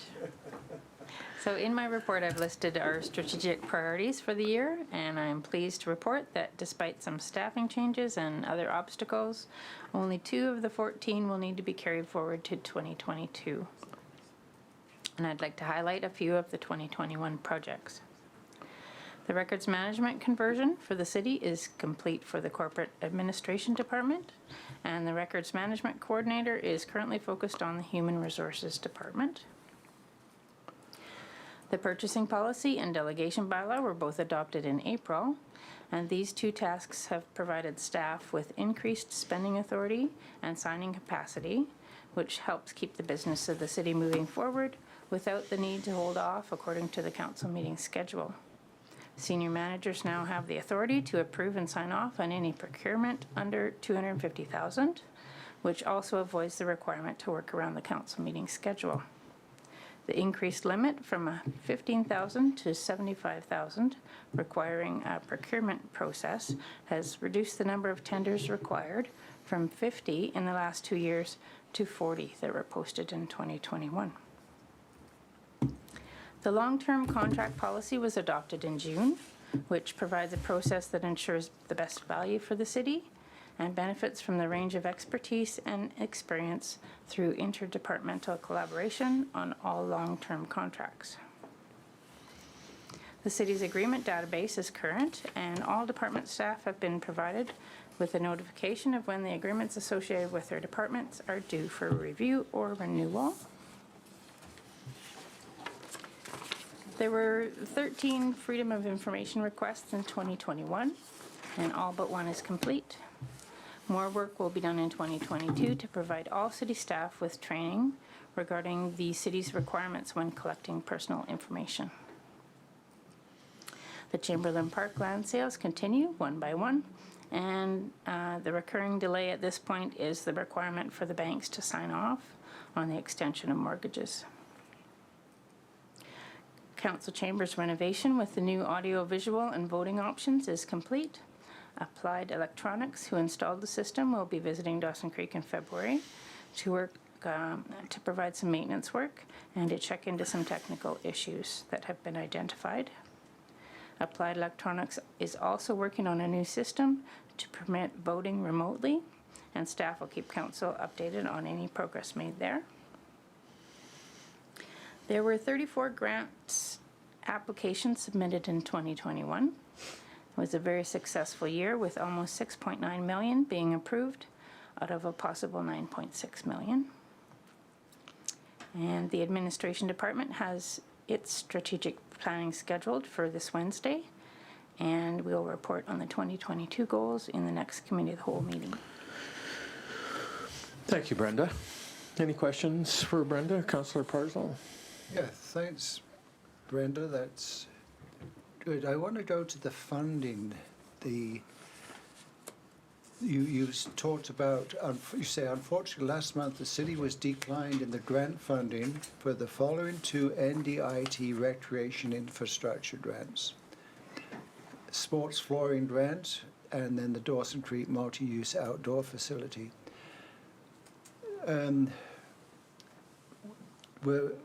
Was it because they had no money? Because now they do have money, Jane. They were over committed in their funding, right? So I'm just wondering, were you given a reason, or is it just simply too bad there's no money left? That I'm unaware of the reason, and I'm not sure. Maybe Shantae might have more information. Okay. Shantae? Through your worship, my understanding is with the flooring, we scored a 35 out of 50, and there was not enough jobs created for us to be able to receive that grant. We are going to be looking at reapplying and looking at the opportunity of the money that will bring in, because if we have groups coming in to do volleyball or we have karate coming in, there will be revenue in that. So that was the explanation with that one. As well as there was an opportunity with the tennis multi-sport flooring, for the outdoor flooring, was identified that we would be better to bring in revenue. We'd look at bringing in revenue, so we're going to be charging fees and charges for that. We did not meet the qualifications for the $100,000. They suggested that we would go for a $30,000 one, so we are looking at reapplying for that one. So we Okay, didn't so meet the that really criteria. was rejected for this Yep. meeting that I was at on Friday, right? Yep. So, You know, I raised an issue at this NDIT meeting that may be helpful, right? I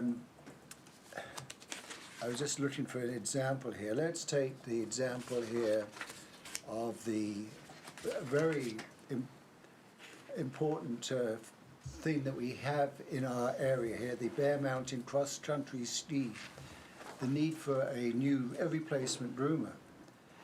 And I looked at many of these successful grant applications, but here's an example. In their proposal, they're saying that getting a new groomer will increase their revenue by 20%. Then we had another one. I'm not picking on any of these things, they're all great things, but the curling club, Fort St. John Curling Club, saying that their revenue increase is going to be 30%. And then we had another one, and it was, I know what it was. It was a refrigeration plant at Taylor, and it was going to increase their revenue for 190%. So I asked for an explanation. Because, and to her credit, the chairperson said, yep, use the expression integrity of data, right? And those things that seem to just generate more revenue, right, and employment, even if it's part-time employment, you've got to put in the part-time, and the way it's counted is I may be speaking incorrectly, seems to be translated as jobs, right? Jobs are jobs, whether they're part-time or full-time. So if you say that the revenue you're going to get from this multi-use area is going to go up by 25%, even though it may seem, what? Other people are putting it in, and the rationale was people will know that our ski trails are more likely to be groomed than before because we've got a reliable machine. So that's going to cause a 30% increase in your membership. As you see, I'm a little cynical, but that seems to be the scoring system. So, flooring, 5 part-time people, 5 jobs. Thank you. Councillor Dober? Thank you, Worship. I was going to ask too, just on the grants. Oh, thanks, Brenda, too, for everything. Was good. Just on the, we got declined for the multi-use outdoor facility. Was that dollar figure considered into our budget? Like when we did up the budget for that complex to be done, was this included in that? Like, was it happening with the grant coming through? through your worship, we have tried to calculate some of the grants that we have. We have gone through quite a few grants to try to receive money for this project. It has been challenging. We are still waiting for one for $315,000. So it has been, but like I said, this has been a challenge to get funding for this project. We'd hoped the NDIT would work, but again, it come down to revenue, that bringing the revenue, and maybe we're not looking at it properly. We are trying to share what revenue we think we would be getting from it and being as honest as we can. So anyway, we'll relook at it. We'll determine how we're going to do it. There's another NDIT. Yeah, and so we do have the money budgeted without the grant though. Okay. Yes, so we had to go back. So one of the challenges when we first did the NDIT grant last year in 2021 was we only had $100,000. Then we went back and we requested the full amount when we went back to Flavia and requested that, and then we also showed the funding that we're trying to get for the grant. But at the end of the day, if we don't get a grant, we still have the money set aside to do the whole project. That's correct. We're not relying on the grant. Okay. Yeah, Thank we you. had to go that way to do it because. Yeah. Well, Thank you. I was only asking just because we approved this morning to purchase the stuff, so I was just making sure that it wasn't contingent on the grant. So thank you. Thank you. Anything further for Brenda? Thank you, Brenda. And so that concludes our committee of the whole, and we have no closed. And so, anything further? Motion to adjourn. Motion to adjourn. Councillor Wilbur, second. Councillor Earl. All in favor, opposed, carried. Thank you, everybody. Great job.